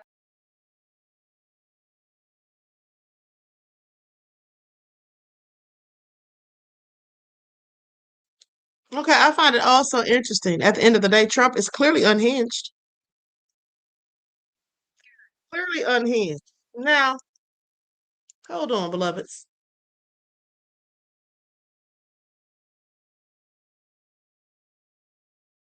Now, so for the people on Snap, they've been basically trying to take their SNAP, or they've cut their benefits, I believe. But now they're telling them, oh, don't worry, we're going to look out for you. You can get chicken, rotisserie chicken, because, you know, on Snap, people can't buy like hot foods, which I don't understand what the big deal is. If it's their SNAP, they should be able to buy whatever food they want. Okay, how's the government regulating stuff? Your food that you can purchase. Okay, this is why people should not want to be on SNAP. I definitely wouldn't want to be on it ever, especially when they can tell you what you can and can't use your SNAP benefits for. But nonetheless, now they're saying bipartisan senators push to add hot rotisserie chicken to SNAP options. Now, I'm sorry, why are they saying hot rotisserie chicken? Is that a dig at black folk? Because I'm sorry, it's a whole lot of more of the other folk on SNAP benefits than black folk. Please pay attention. All you have to do is a little research to find that all out. But let's go to it. Likes up, everyone, please like and share. How about they just not tell people what they can buy with their SNAP? Let them buy whatever they want. Hunger in America, y'all, with a rotisserie chicken. So let me get this straight. They cut some of your SNAP benefits. For some of you, you've lost up to 80% of your benefits, but they don't want you to worry. They don't want you to panic because the Senate just said, we got you. They are currently working on legislation to allow you to buy a hot rotisserie chicken with your SNAP benefits. Okay. So we starving, but now we starving with seasoning. And leading the charge, of course, you got old John Fetterman, the guy who pretends to care about working class people. Now, I want to ask y'all something. Is that chicken going to stretch for breakfast, lunch, and dinner for the whole week? Or is this just a $5 distraction for a $500 problem? Because this is not the solution, folks. This is a Band-Aid on a gushing wound. See, if they wanted to feed you, they would have increased your benefits. They would have increased access to these benefits. All they're trying to do is make your struggle a little more convenient. So I want to ask you, do you think that this really is about helping people out or just helping politicians look like they care? Let's talk about it. They done fixed hunger in America, y'all. Okay, that's exactly what it is, in my opinion. I absolutely think that they're trying to put a Band-Aid on it. Okay, that's what they're trying to do. Trump just needs to end this war so things can get back to normal as soon as possible. Okay, that's what he needs to do. Go ahead and fix it. So just get rid of this war. Like, let it all be over with. Okay, now with that all being said, I'm going to share my screen. Okay, I'm done with Trump for today. Oh, hold on. I forgot about this clip with the lady talking about Melania. Okay, so let's go to the footage.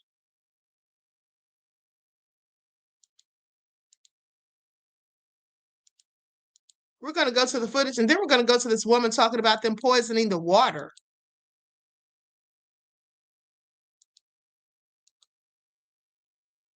TikTok, Melania, the clock just ran out on the secrets you thought were buried in the floorboards of the Kit Kat Club. While you're standing at a podium delivering AI-generated scripts about protecting the innocence of children, your dark past is surfacing drip by drip from an Italian documentary that's blowing the doors off the Trump administration's biggest cover-up. We've been told for years that Jeffrey Epstein didn't introduce you to Donald in 1998, that it was actually Paolo Zampoli.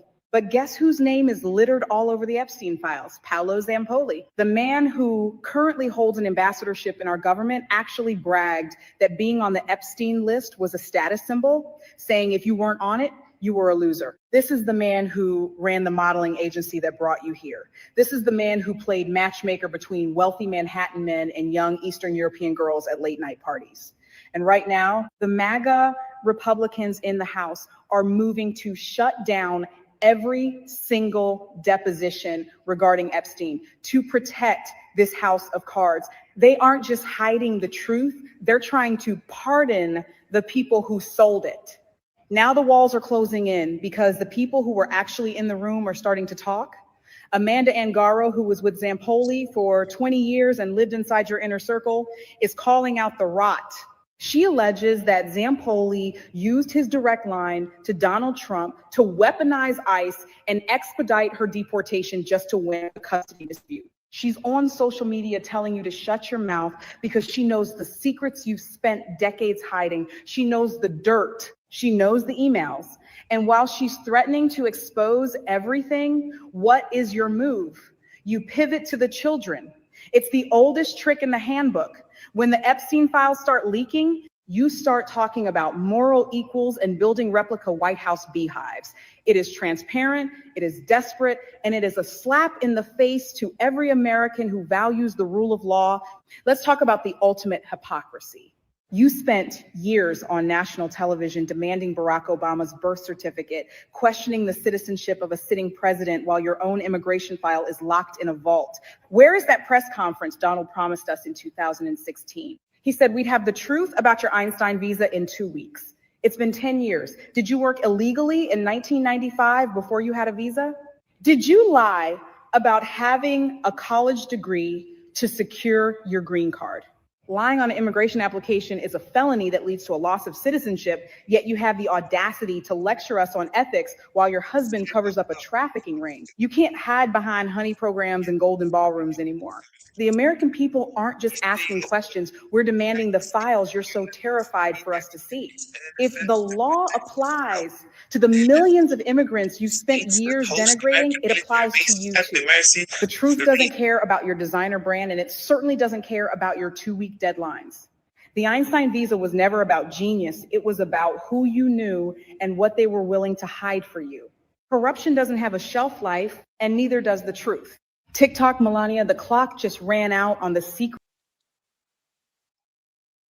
This is all so nefarious. But guess what?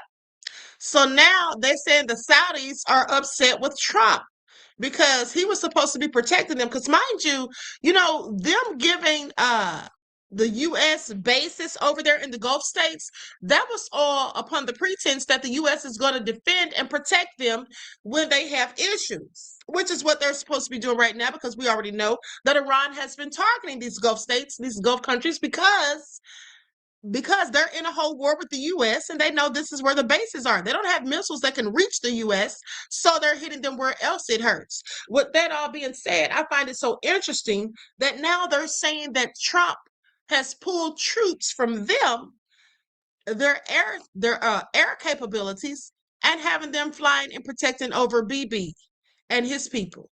So they're mad, and we're going to see how this all turns out for Trump. Okay? I'm pretty sure it's going to come back to bite him in the arse. Please pay attention. I told you, didn't I? The video is pinned in the comments. Yes, you're reading these headlines. Let me update you to exactly what's happening, what they do not tell you on the news. So, a Saudi official just said it out loud, and listen to them. I will also, at the end, you will see the video of that Saudi official speaking. He's saying the following: the United States abandoned us and redirected its air defense to protect Israel. They left all the Gulf states that host American military bases at the mercy of Iranian strikes.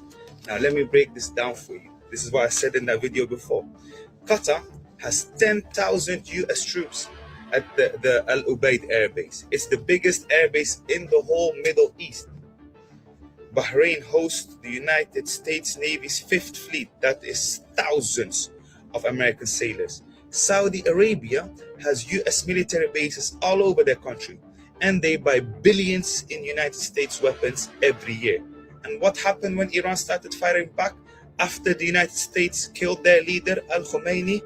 The United States took the air defense systems and ran and moved them to Israel instead.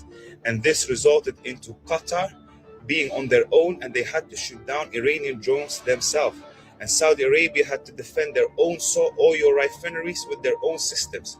And Bahrain watched as the US Navy pulled ships out and left. The United States even moved their own troops out of all these bases before attacking Iran.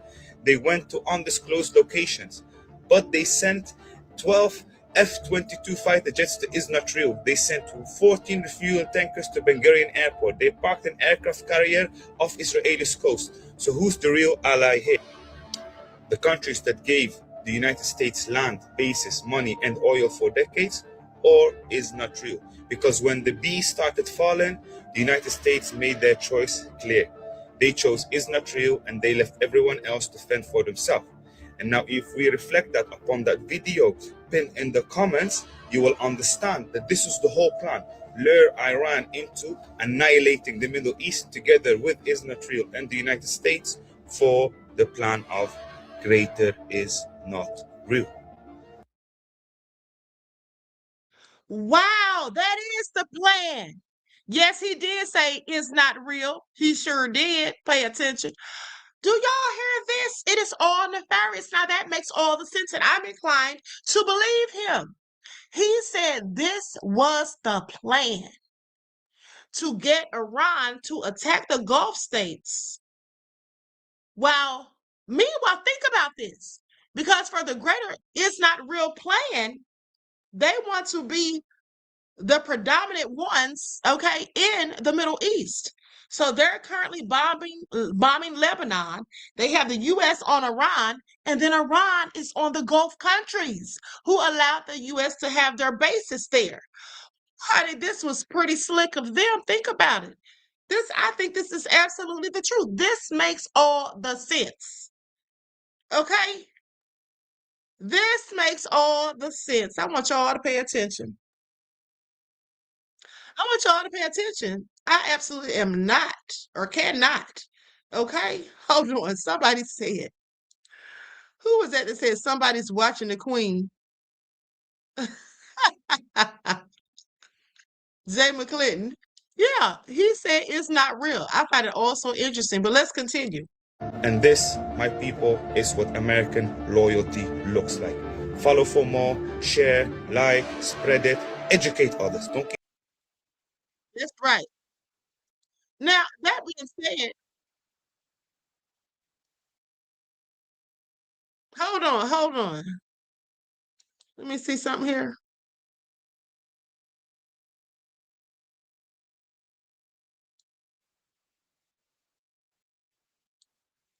Hold on. I'm going to pull this back up. Right quick because he had someone speaking on the end. He pulled up a clip. Hold on.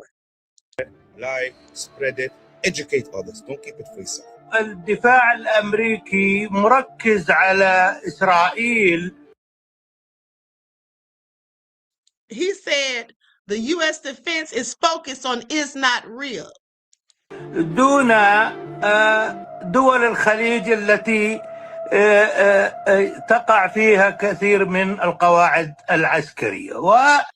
He said without the Gulf states that host many of the U.S. bases.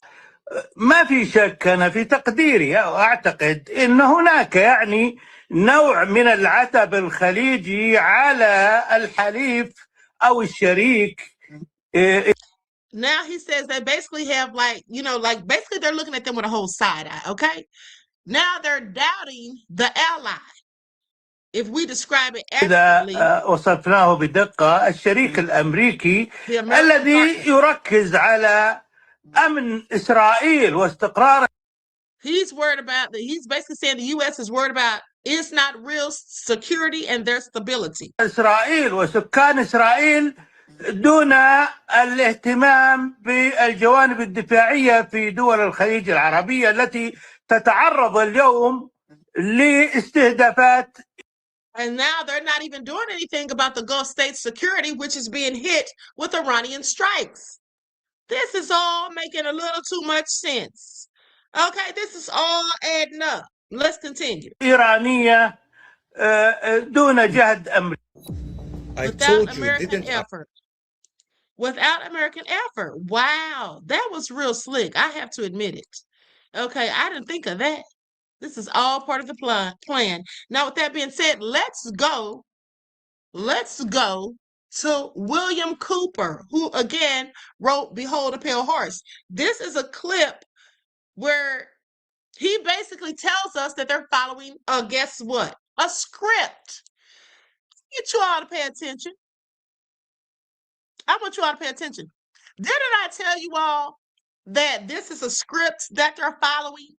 That they're trying to script the Battle of Armageddon from the Bible? That's exactly what they're doing. But it's not going to work.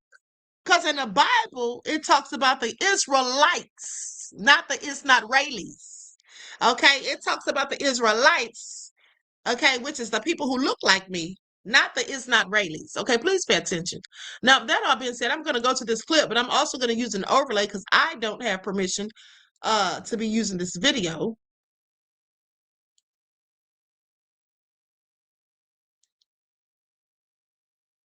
Okay, here we go. Likes up, everyone, please. Like and share. Thank you in advance.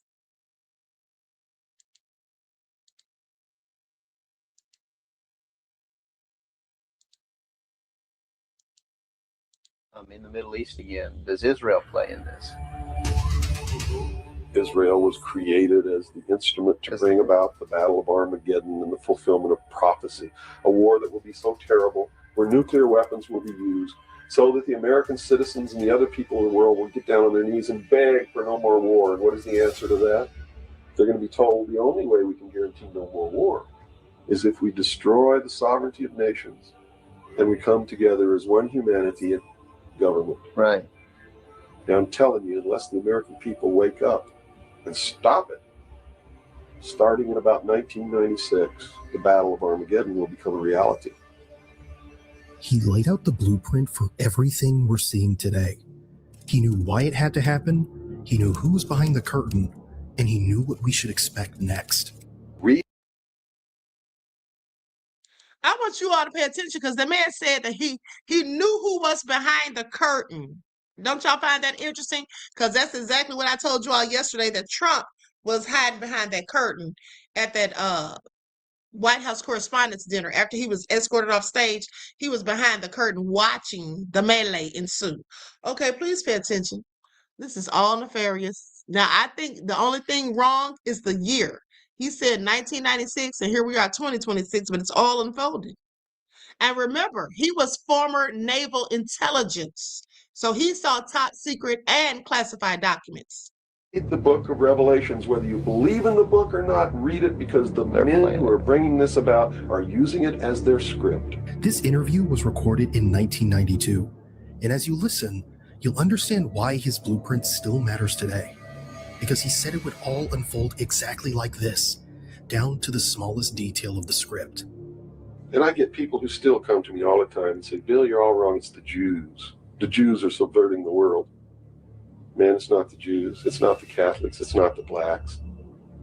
It's these men who belong to the ancient mystery schools, who meet in secret and decide the fate of the world.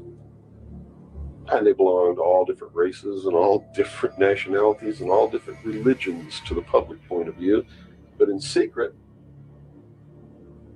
it's a different story. He claimed the fate of billions rest in the hands of a small group of people.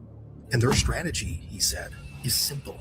Keep us watching the circus so we never look behind the curtain. At the highest levels of all countries, they all belong to the same club. And we, the people, sit back and we watch this grand drama, which is being played out for our benefit, not theirs. If it wasn't for us, they wouldn't even have to do any of this. But you see, they just can't come out and destroy all of us because they need slaves. They need people to make their shoes and make their cars and mine the ore. They need worker bees, and that's what we are. His name is Bill Cooper, and what you're about to hear is his warning to the world. He believed that if you don't spare the time to hear this message to the end, if you don't make the effort to understand it and finally wake up, then you're participating in the great deception just as much as they are. His words, not mine.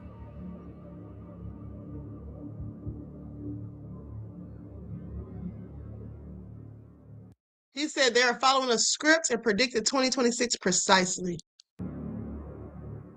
George Orwell was just like me.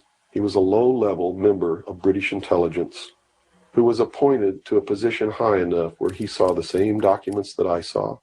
And he tried to warn the world just like I'm trying to warn the world, only he wasn't willing to take the risk that I'm willing to take. So he wrote it in a book called 1984 and spelled out exactly what's coming as a warning to the people of the world, as a work of fiction. But you notice that that work of fiction really stirred people up because they knew that it wasn't fiction. In their heart of hearts, everyone who's read that book knows that it's coming. Here's what Orwell understood. Control doesn't happen overnight. First you distract, then you divide, then you rewrite the rules so people don't even know they're being controlled. 1984 showed us the final destination, a world where nothing is true and everything is permitted except for those in power. For decades, that was just fiction. But now, more and more of the pieces are fitting together. The scenarios that were once ridiculed are beginning to look like the morning news. Why is it that you are here today, or how is it that you are here today and you're not, conveniently taken away and put in a padded cell somewhere so that you can't speak of these things? I can tell you this, I began to reveal information in 1976, and I was physically attacked on 2 occasions. My skull was caved in, that's what all these scars are here. On the second attack, I lost my leg. They visited me in the hospital. They had no intention of killing me. They were delivering a message to me. Shut up. And that was the message that came through loud and clear. And 2 men who identified themselves with identification cards who belonged to the Defense Investigative Service, which is really the Defense Intelligence Agency, asked me if I was going to shut up or they were going to have to do it right. And I told them, I said, you don't have to worry about me. I'm going to be a good little boy for the rest of my life. And I'm going to shut my mouth. And I did for 16 years. Kept silent. What role?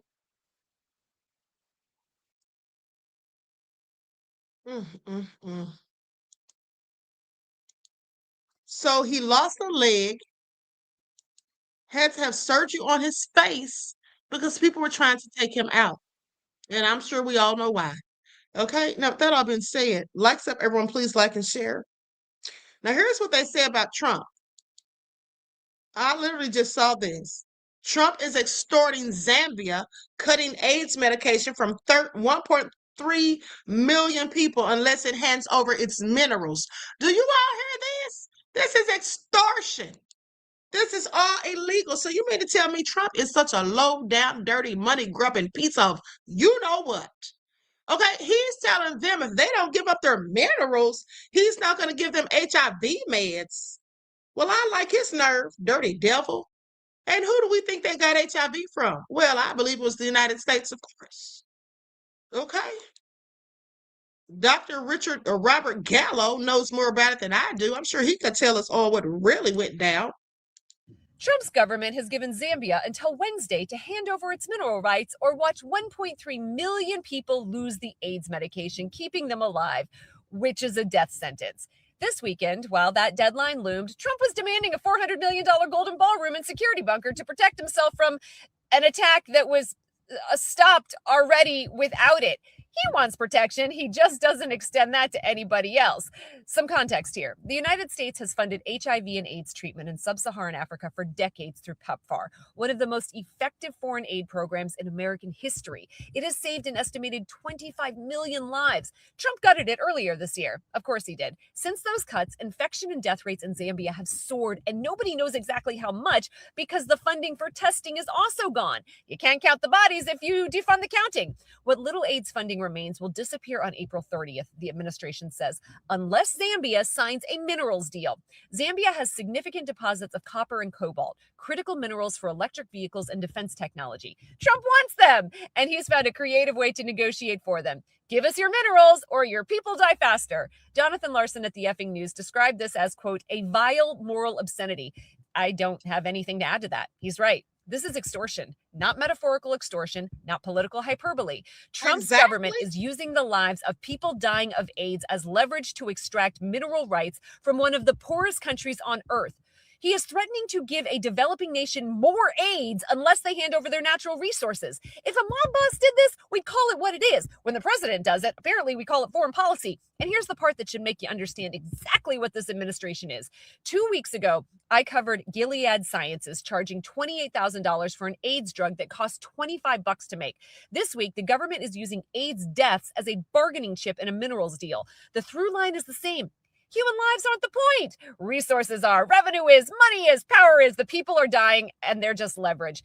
There are real people in Zambia right now who are alive because of American funding. Mothers, children, teachers, farmers, people who have been managing this disease for years with medication that works in a country that can't afford to replace that funding on its own. And Trump's government looked at those people and decided they were useful, not as human beings, as negotiating positions. The deadline's April 30th, 2 days from now. If Zambia doesn't sign, the funding goes. If you want to do something, contact your representatives and demand they push back on the use of PEPFAR funding as a coercive tool. And share this story, because while everyone else is talking about a ballroom and the White House Correspondents' Dinner, this is what's actually happening.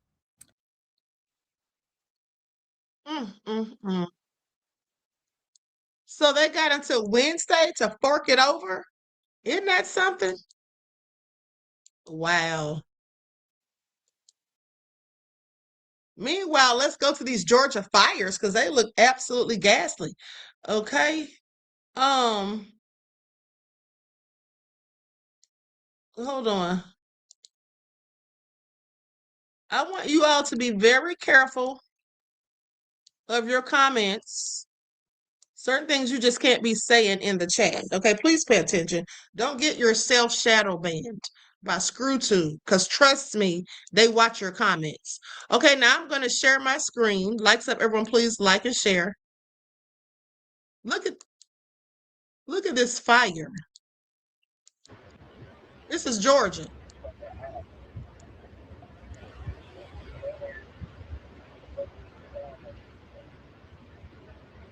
Picture don't do that justice, don't Sure doesn't.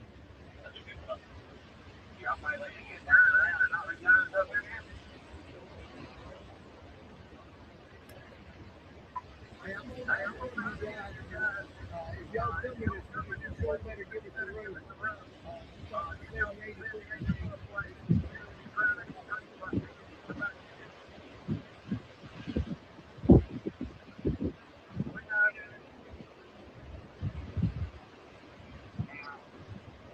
My goodness, hold on.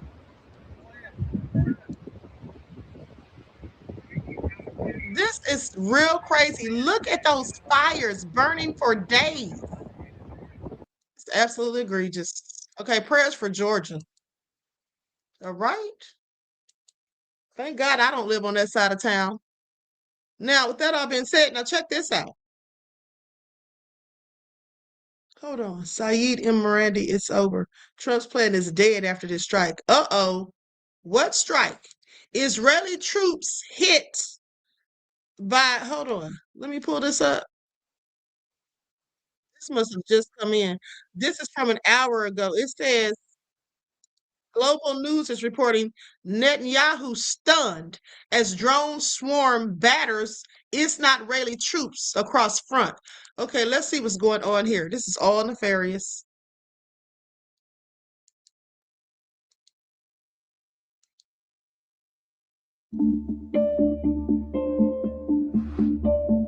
What was supposed to look like a controlled and limited phase of fighting is once again turning into a far more dangerous and unpredictable confrontation, with northern Israel and southern Lebanon slipping back into a cycle of escalating pressure, repeated drone alerts, and growing concern that the current ceasefire framework may be breaking down faster than many expected. In the latest signs of renewed instability, the battlefield narrative is increasingly being shaped not by large conventional offensives alone, but by waves of lower-cost aerial systems, rapid cross-border pressure, and a pattern of constant disruption that is forcing Israel to stretch its defenses across multiple fronts. But many observers, once described as isolated incidents, now appear to be part of a wider and more sustained pressure campaign, one that is keeping the Israeli military on alert and raising fresh questions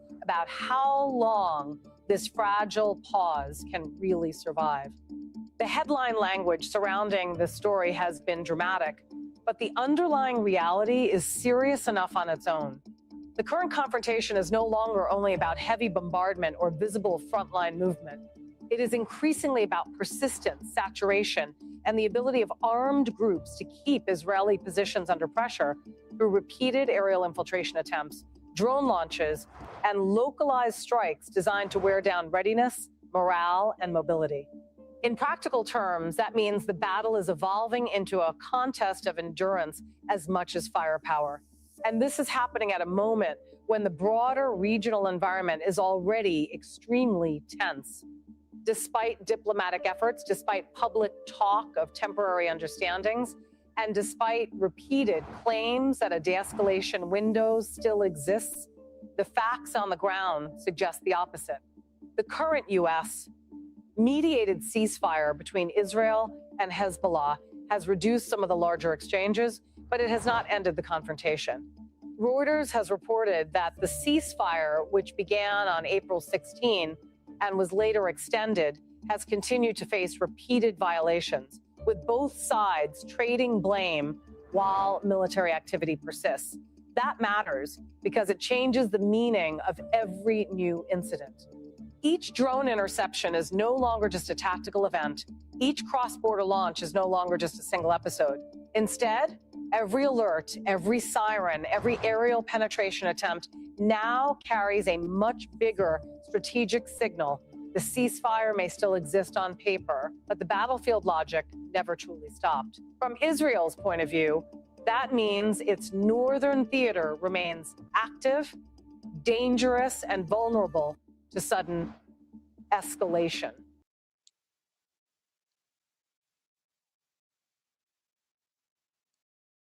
So they say they're still positioned in parts of southern Lebanon, still doing damage, clearly. Now, but as far as Georgia is concerned, listen to this.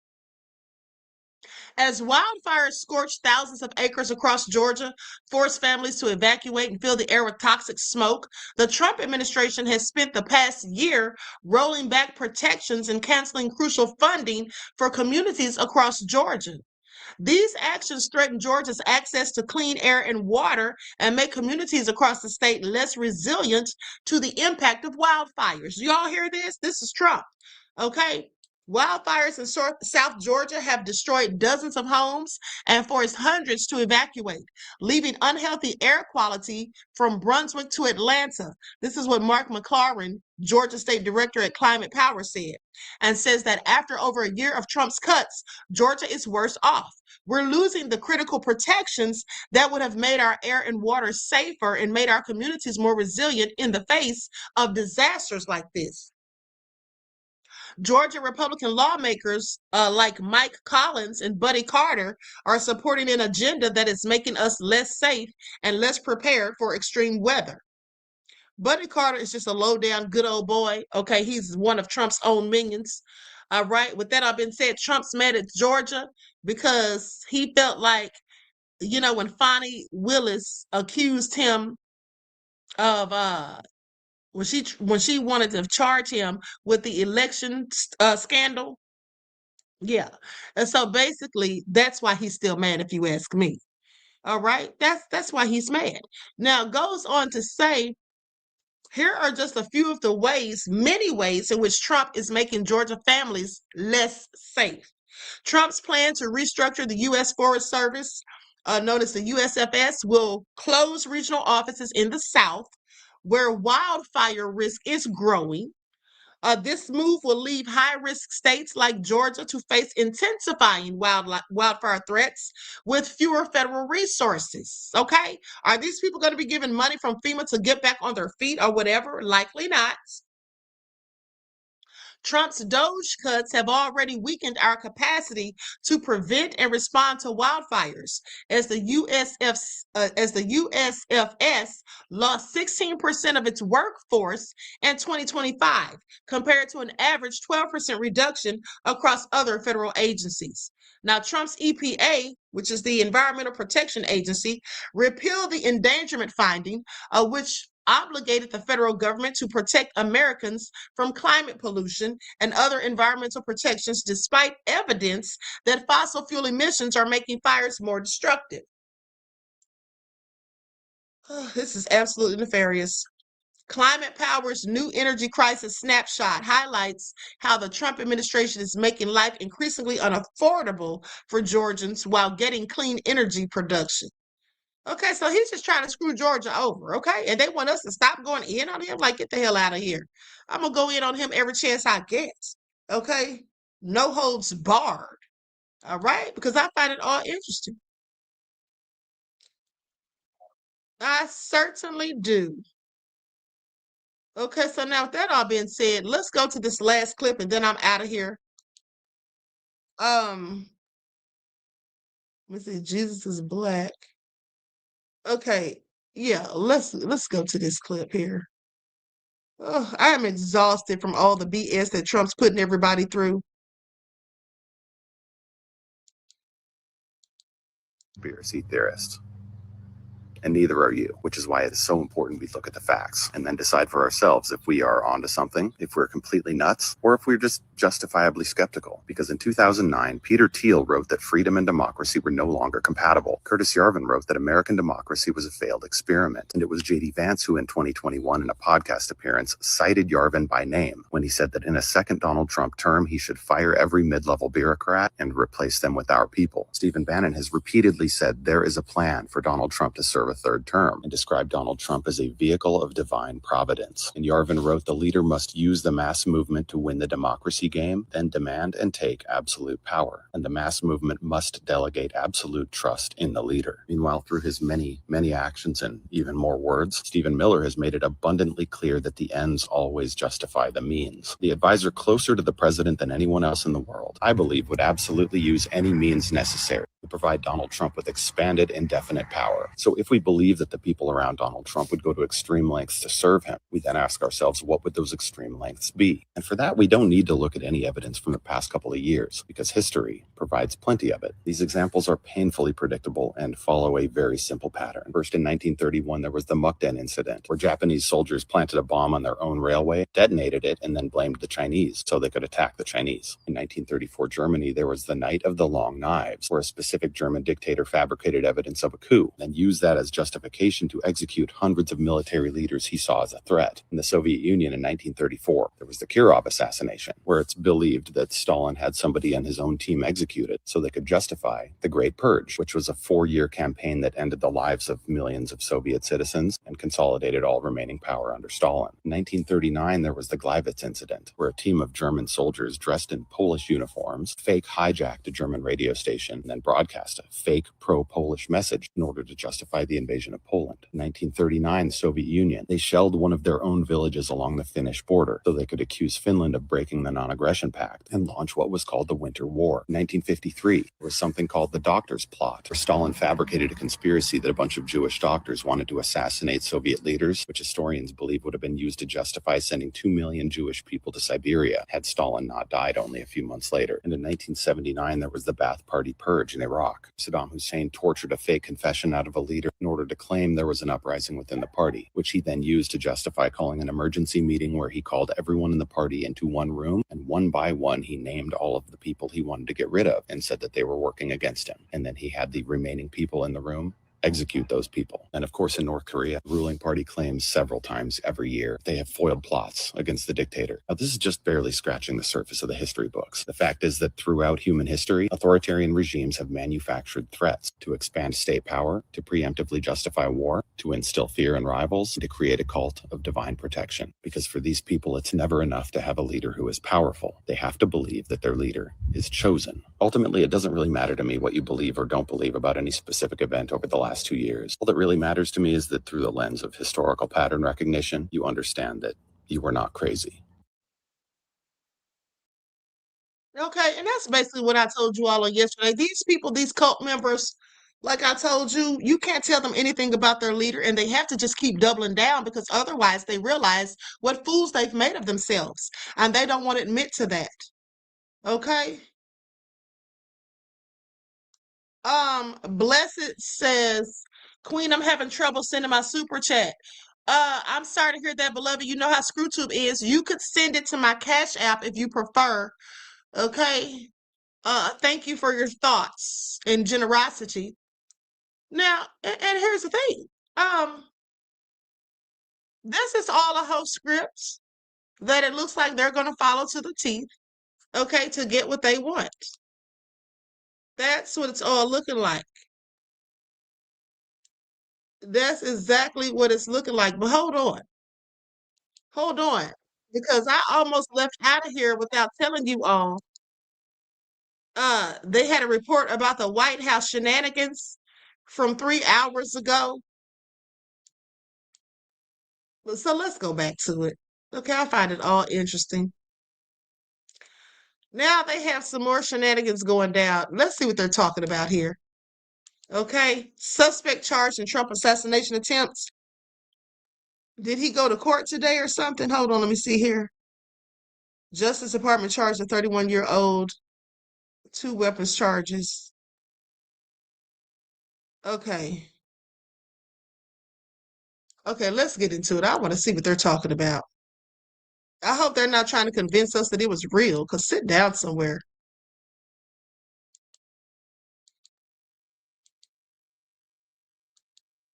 In the White House Correspondents' Dinner shooting is facing serious federal charges this morning after his first court appearance.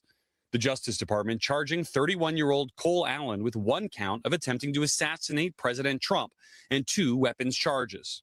Prosecutors citing alleged writings by the suspect sent to family members. Make no mistake, this was an attempted assassination of the President of the United States, with the defendant making clear what his intent was. DOJ officials. I'm sorry, doesn't she look a whole hot mess these days? What is she getting done to her face? She looks like Witch Hazel, but let's continue. Releasing these photos of the weapons they say Allen was carrying, including a 12-gauge shotgun, a pistol, and 3 knives. According to charging documents, Allen ran past a metal detector located 1 floor above the ballroom, firing a weapon. A Secret Service officer who was injured returned fire 5 times, but did not hit Allen, who was eventually detained in the lobby. Authorities say Allen reserved a room at the Washington Hilton for 3 nights and traveled to D.C. by train on April 21st from his home in California. The acting attorney general says security at the dinner worked as intended. Law enforcement did not fail. They did exactly what they are trained to do. This was the 3rd attempt on President Trump's life in just 2 years. The White House holding a meeting Monday to discuss possible changes to how the president is protected. We're always looking for ways to improve security. New data analyzed by the Wall Street Journal shows domestic attacks and plots against the U.S. government are at their highest levels in at least 3 decades. The White House press secretary blaming Democrats. The left-wing cult of hatred against the president and all of those who support him and work for him has gotten multiple people hurt and killed, and it almost did so again this. Lady, shut up lying, okay? Shut up lying. She needs to have several seats. So, and then she had the nerve to try to call them a cult. Lady, don't go there. She's trying to call people a cult because that's what we call MAGA. MAGA's the cult, okay? That's who's the cult members. This weekend. The top House Democrat responding. This so-called White House press secretary wants to lecture America and lecture us. about civility, get lost, clean up your own house. The White House is also Hakeem Jeffries, you get lost and clean up yours and stop taking that darn APOC money. Okay, APOC Shakur, please sit down somewhere. Okay, please sit down somewhere.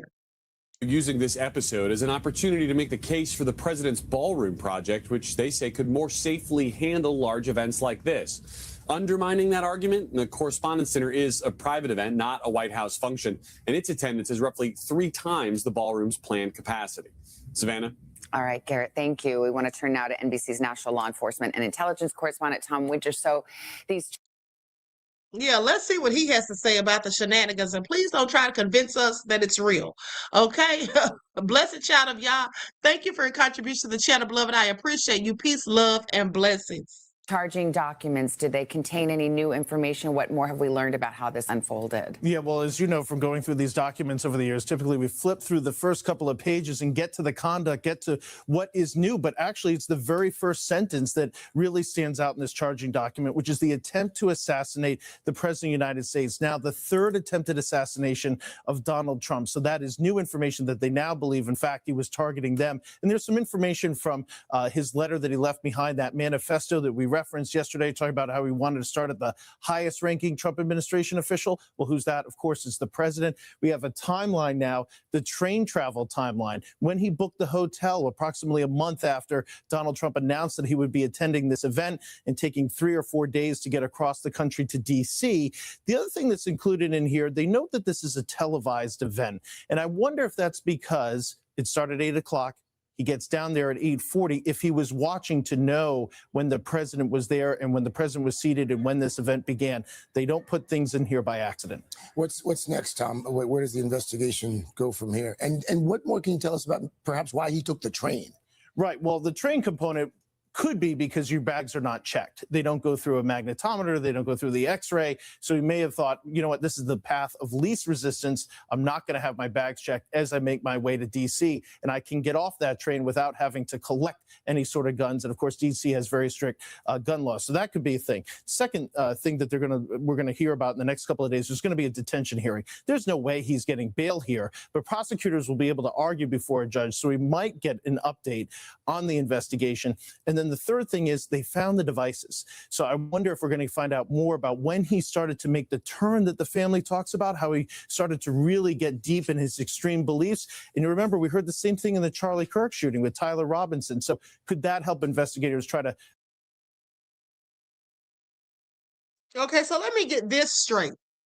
So he wants us to think that Tyler Robinson actually is the one that murdered Charlie Kirk. I'm sorry, not buying it. And he wants us to think that Cole Allen actually planned all this by himself and he's not being used as a proxy. Okay, a patsy. That's what he wants us to think. Okay, sir, we're not buying it. Okay, we're not buying it. And why did that footage from the building they were in for the dinner, why did that footage look so grainy? Like, they don't have better technology than that now? Of course they do. So why aren't they using it? Like, stop.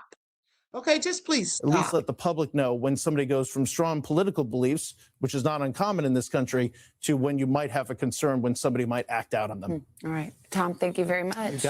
Hey, thanks for watching. And don't forget, you can catch the Today Show Should I even let Al do reports anymore? Or he just comes out there at the end to tell you thanks for watching? What's really going on? I have several questions.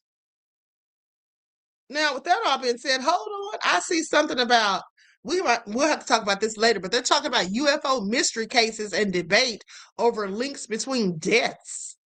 This is a report from News Nation. Okay. Anyway, let's go to this last report and then I'm up out of here. Okay. Had the film in black and white, and then it was all like old school looking. Like, who do y'all think you're fooling?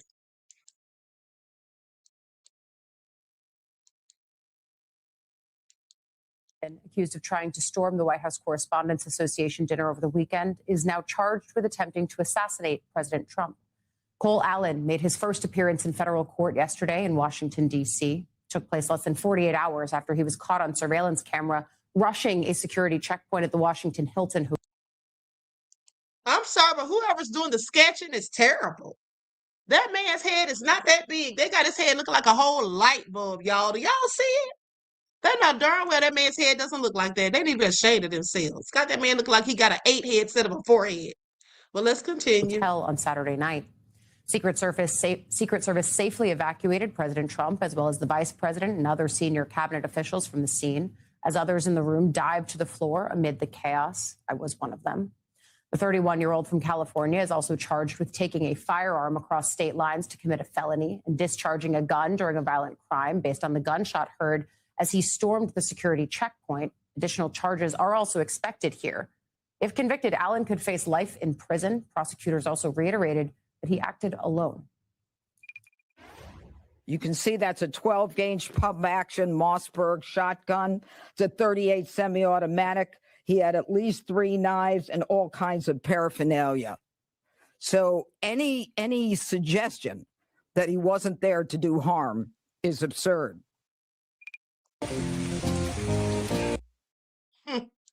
Yeah, we know he was there to do harm. Okay? We know he was there to do harm, ma'am. We believe it. We also should recognize what did not happen. Law enforcement did not fail.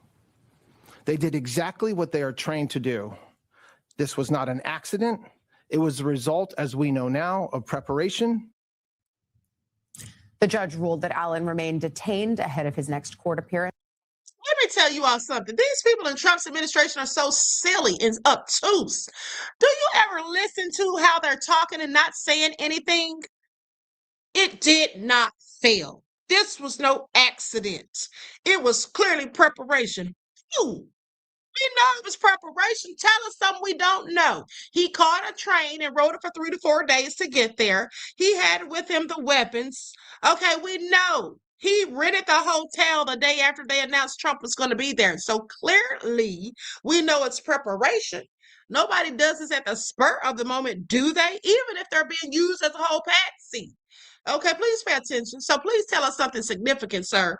And then I hate when him and Keg's breath, all of them, do y'all notice how when they're saying something that's supposed to be significant, when they're really not saying a damn thing, how they move their hands, the hand gestures, or their did not fail, like separating their words as to put more emphasis on it to make it more impactful. But that's what you have to do when you're saying a bunch of BS that doesn't mean a damn thing. And when you're talking with word salad, okay, with no ranch dressing, no croutons or anything else, okay? Let's continue. I'm done. That's set for this Thursday. Want to bring in retired FBI Special Agent Rob D'Amico. He was a member of the Bureau's hostage rescue team and is an MS Now national security and intelligence analyst. So, Rob, now that we've had some time, what are your main takeaways and thoughts after Cole Allen's first appearance yesterday? Let's just focus first on the charges against him before we talk about the security posture at the event itself. I think the charges are reasonable. I think with what he wrote, you can. Hold on. I want to see if he, because no one else has done it that I've seen to my knowledge. I want to see who is going to address the elephants in the room. What is the elephant in the room? Well, I'm so glad you asked. Is anybody going to ask the question of why in the hell that man was allowed to enter the building with all of this security and Secret Service and all that? He was able to get in there with guns and knives and paraphernalia, as Judge Pirro said, right? Janine Pirro. How did this happen? And then dashed right past the security checkpoints and then got off 6 to 7 rounds before he was taken down. Anyone care to tell us why nobody shot him while he was firing off his weapon? Nobody shot him. What were y'all doing? Sitting there waiting for him to finish, letting it rip? And then you tackled him to the floor? I'm just wondering how this all transpired. Do we have the footage of that? Because that's what I want to see. I want to see the footage of that. Stop showing us the picture of him laying there face down on the ground with his hands behind his back. I want to see what the hell y'all did after he dashed past security checkpoints. We heard all those shots being fired, and then for us to only find out that y'all just got him down on the ground. So while he was shooting 1, 2, 3, 4, 6 or maybe even 7 times, nobody fired a shot? Was he constantly in motion to where you couldn't get a good shot at him? Was he moving the whole time? He never stood still. Who was he shooting at? What was he shooting at? They claim he didn't get into the same room with Trump, so who was he shooting at? Now, they say that he hit one Secret Serviceman who happened to have on a bulletproof vest, but who else was in there? While he shot the Secret Serviceman, who could have been killed clearly if he wasn't wearing that vest or if he'd have taken a headshot. So y'all didn't shoot him? Come on now. Y'all don't believe the bullshit, do you? Do you? That's right. Misconstrued said blanks. Exactly. That's what I said yesterday. Blanks. Okay? Nobody got shot. Let me ask y'all something, Secret Service and Trump administration and anybody else who was there. Are there any bullet holes in the walls? Are there any bullet holes in the walls? Did they collect any shell casings? Okay, this is what I want to know. They keep showing us the pictures of the guns, but where's the shell casings? Anybody care to guess? Do they have bullet holes in the walls, the paintings, anything in the vicinity? All right. I'm sorry. Shot 6 to 7 rounds and nobody was actually hurt. The one Secret Serviceman got one to the chest wearing a bulletproof vest, but nobody fired at him. Was he aiming at the Secret Serviceman when he fired? Or was that just a bullet that ricocheted and hit him? Because where's those other bullets going? Now, I know there was people there.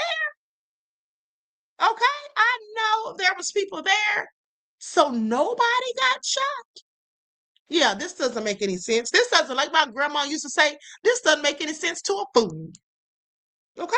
Get that he was there to assassinate. I think that's a common one that people were wondering if something that in his past or in his Google searches, but he actually wrote it. So I think those are fair. Some more will come out, and we'll see how those how they pile them on, so to speak. I don't pile them on. There's a lot to do there. But I don't think those were unfair. I think they're reasonable right now. The other thing that the acting Attorney General Todd Blanche said yesterday was that law enforcement did not fail. I think all of us are thankful for that. But there's also a lot of questions about how we even got to the point where law enforcement had to act. And you write in a new piece on ms.now, you write, there's no excuse for the Secret Service failures that we saw on Saturday night. So I wonder, as you look at that, what do you see that should have happened, that didn't happen, that led to what we all experienced? Yeah, I don't want to take it away from the officers and the agents that acted heroically. That's not beyond them failing on a higher level. It's like if I was a Marine infantry and I made a defensive perimeter and I left a gap in it and people got through it and one of my Marines jumped on a grenade to save another one. It's heroic. They did what they were supposed to do. Yeah, of course you're heroic and stupid if you jump on a grenade to save somebody else. Save yourself. Now listen, unless it's your kid or somebody. But listen to this. This is what I find so interesting. So check this out. So I'm looking up his manifesto to see what it said. Now, mind you, they say, and I also wanted to know if it was handwritten or typed. So with that all being said,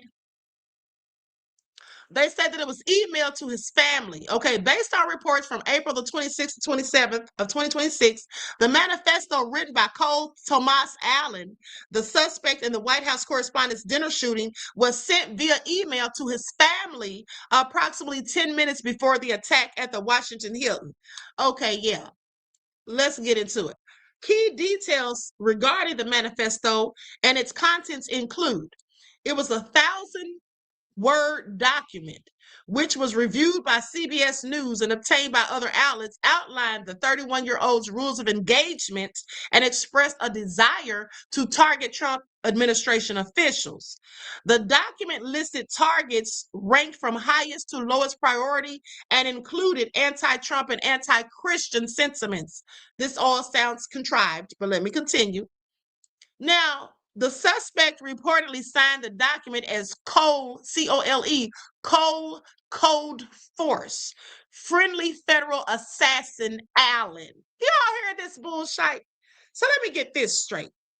Now, he sent this to his family, but yet he's using nicknames, code names. What? Y'all hear this? He sent this email to his family, but he had the nerve to use code names. Cold Force Friendly Federal Assassin Allen. What the hell's all that for? If it's your family, why wouldn't you just put your own damn name? Make it all make sense. Now, portions of the manifesto were published by outlets such as New York Post and KATU. I'm about to go to it in a second. And it says, law enforcement officials told the Associated Press that the suspect's brother contacted police about the email just before the incident. Another thing I find suspicious, because why would you send it right before you have all intentions of doing this dirt? You don't think that somebody would contact them and give them the heads up? The suspect was charged with attempting to assassinate the president amongst other charges. Like, sit down somewhere. Okay, this doesn't even make a bit of sense as far as I'm concerned. Right now, when I click on the thing where they're supposed to have the document, it takes me to a page that says blank page, or it says page not found. Okay, so that all being said, hold on. Let me see if they have it in this CBS report.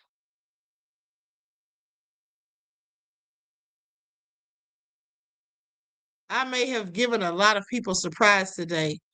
Throughout the email, his tone was matter of fact and it's sometimes ironic. Hello, everybody. Wait a damn minute. Now, I know y'all lying. Y'all lying. You know they are lying. Do y'all hear this? Right. Adrian said nobody tackled him. Okay, he fell before he got to the steps.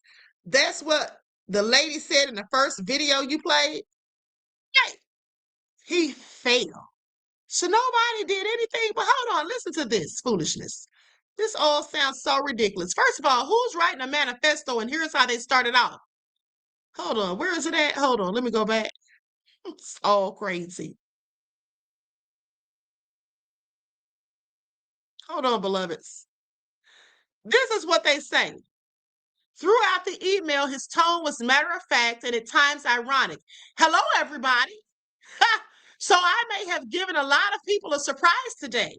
I apologize to my parents for saying I had an interview without specifying it was for Most Wanted. This is his manifesto? Please.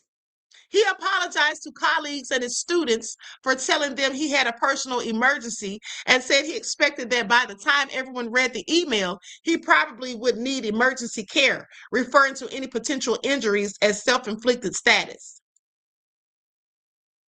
Allen said he planned to carry out the attack because he didn't want the crimes of the administration to coat his hands. He didn't refer to Mr. Trump or the event by name, but said that he intended to target administration officials prioritized from highest ranking to lowest, but not including Mr. Patel. Oh, he didn't want small change? But not including Mr. Patel, he said, referencing the FBI director who was also at Saturday's dinner. He said that he wouldn't target Secret Service, Capitol Police, or National Guard troops unless necessary. He says, I hope they're wearing body armor. And a Secret Service officer who was shot was wearing a bulletproof vest and was released from the hospital on Sunday. Child, please. Allen went on to say, in order to minimize casualties, I will also be using buckshots rather than slugs, less penetration through the walls. So that's why there's no holes in the walls. Allen's writing addressed a series of objections that his readers might have had with rebuttals for each. As a half-black, half-white person, you shouldn't be the one doing this, he wrote as a one hypothetical objection to carrying out the attack. Now, I want y'all to pay attention. Why would he say as a half-black, half-white person? To put black people in it. That's why. He say that. This is to your family. Your family clearly knows that you're half black and half white. Why would you have to put that? It doesn't even make sense. Okay, but let me continue. Another hypothetical objection Allen raised in the email was that as a Christian, he should turn the other cheek. In the rebuttal, he wrote, turning the other cheek is for when you yourself are oppressed. He then went on to list several anonymous hypothetical victims who have experienced hardship, and in some cases, he blamed the administration for those hardships. He says, I don't expect forgiveness, but if I could have seen any other way to get this close, I would have taken it. P.S., he continued, okay, now that all the sappy stuff is done, what the hell is the Secret Service doing? No damn security, not in transport, not in the hotel, not in the events. He said that if he had been an Iranian agent, he could have brought in a machine gun, which he referenced as a Madus, and no one would have noticed. Because the Washington Hilton remained a functioning hotel with numerous public spaces during the dinner. The entire building wasn't secured by the Secret Service, just the specific areas where the dinner was held. Do y'all hear this? How would he have known this? How would he have known all of this ahead of time? Because remember, he did this before he went in there. So did he go scope out the place? And also, why wasn't it secured all throughout the hotel? Why would it just be in a specific area if we got a whole president in there who has had attempted assassinations on him previously? This doesn't make any darn sense. Are y'all paying attention to the bullshit? Now, after the attempted attack, Allen's sister told investigators that he often used radical rhetoric, sometimes talking about doing something to fix perceived problems in society. Federal law and White House officials told CBS News. More than 2,500 people attended Saturday's gala, which celebrates the First Amendment. Mr. Trump has declined his invitation each year as president, except this one. Mr. Trump has said he wants to reschedule the dinner within the next 30 days. Like, miss us with it. Okay, miss us with it. This is all just poppycock. Okay? This is all poppycock. Do y'all believe what y'all just heard? Do y'all believe what y'all just heard? I'm sorry. You know, if you believe that, I'm not saying you're the dumbest person in the world, but you better hope the dumbest person in the world doesn't die. You know, if you believe... None of it's true. None of it's true. It's BS. They made it up. They lie. Okay, please, let's continue. It should have never come to that. That checkpoint was so basic and not the way you should do it. You should slow down someone's movement to a checkpoint, serpentine, obstacles, something in that. So if you imagine that TSA line that you got to go back and forth through, even if no one's in line, it slows you down. You got to go back and forth. If someone wanted to hurriedly get over that, they would have to jump it. They'd have to do something at like 30 yards away, which shows someone's intent. And then the guys standing there don't have to like watch them sprint by. So the basics done in those, and the fact that they weren't even checking, you know, you go into you and some of the other people said they were just, you know, basically looking at a piece of paper that had the ticket number on it. Someone said it could have been photographed, it could have been photoshopped, and no one checked ID against it. The fact that he got to that checkpoint with weapon. Now, if he had walked out of the stairwell and someone's grabbed him with weapons, and then they basically alerted the other Secret Service, and they probably would have got Trump and Vance off stage, I said that would have been a success. With a hotel like that and that many people, that would have been the success, not what happened. I think the bigger question here, too, is that should have been, and this is a conversation that we were having in real time, that should have been one of the safest rooms in the world. I'm sorry, that all looked like bad acting. Did y'all see it? That all looked like bad acting. Okay? Nobody was covering anybody. They're all out there just guns drawn, walking around looking foolish. Okay, I'm sorry. This is just all a catastrophe. Given the number of dignitaries and U.S. officials who were there, it was the president, the vice president, the Speaker of the House, multiple cabinet officials. And so you layer that on top of the fact that This is not even the first assassination attempt of this president. Look at Butler, Pennsylvania. And I think there's just valid questions to be asked about what the state of Secret Service is right now and the larger security posture around prominent U.S. officials. And I wonder what questions you're asking in your own circles or even publicly about what this needs to look like going forward. It is. It's unbelievable. And I think Iran's looking at it like, are you kidding? Like, we just killed their leader and we bragged about it. They have cells here. They've had cells here. We're at war with them. And they're looking at something that they probably thought was impenetrable. And they're looking at a non-trained person getting as far as they can. I have a lot of people in the military that are saying, what if they had maybe 2 or 3 trained people? What could have happened? I mean, like you said, there's been 2 attempts. He's at war, and they're having someone get through a layer. Now, Blanche says there's hundreds of agents between that point and the president. I think that's another exaggeration. I mean, there was hundreds of agents there, but between the two, not so much. When you were there, you know the distance. They say, oh, I was up a floor. Well, down a flight of steps into a door is not that People far. are some damn But if they'd had trained a couple people, if it had been something more organized, what could have happened at that point? Like you said, this was a State of the Union type thing. Hey, let me tell you all something. This is just all a load of BS as far as I'm concerned. And quite frankly, I can't take it anymore. Okay? Did y'all see how the little Secret Service people right out there climbing over the table? Climbing over the table to make it all so overly dramatic per se. I'm sorry. It's a no for me. Okay, it's a no for me. I'm still not buying what they're selling. So that all being said, now at least he did talk about the breaches in security, which is what I was waiting to see when anybody was going to bring it up. But the bottom line is, it's just giving Saturday Night Live skit. Okay, it's just giving Saturday Night Live skit. Sorry, not sorry. That all being said, prayers for Trump that they keep him safe and that the next time his security team, his Secret Service, does a whole lot better. Okay? Because at this point, if this is all real, Trump, you mean to tell me you don't feel like they're putting your life in jeopardy? Like this man just said, he's in a war where they took out the leaders of the other country, and you've already had 2 attempts. There is no time for breaches in security. Okay? So I'm not going to sit here and believe that security and Secret Service is that foolish. Because if that's what Secret Service is really doing in real time, and this in this whole skit, then they all need to be fired. Okay? They all need to be fired.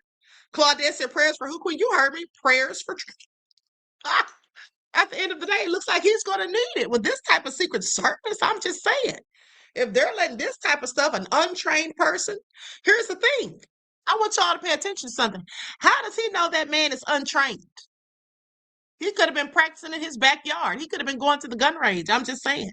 How do they know that man is untrained, y'all? Please pay attention. Honey, the jokes write themselves at this point. Okay, so I'm out of here. I'll probably be back later. I love you all to life. I hope you all enjoy the rest of this beautiful day. Each one teach one. That's how we grow and thrive. Do something productive, constructive, but never destructive. And always remember, beloveds, to keep the Most High first in your lives. Until next time, peace.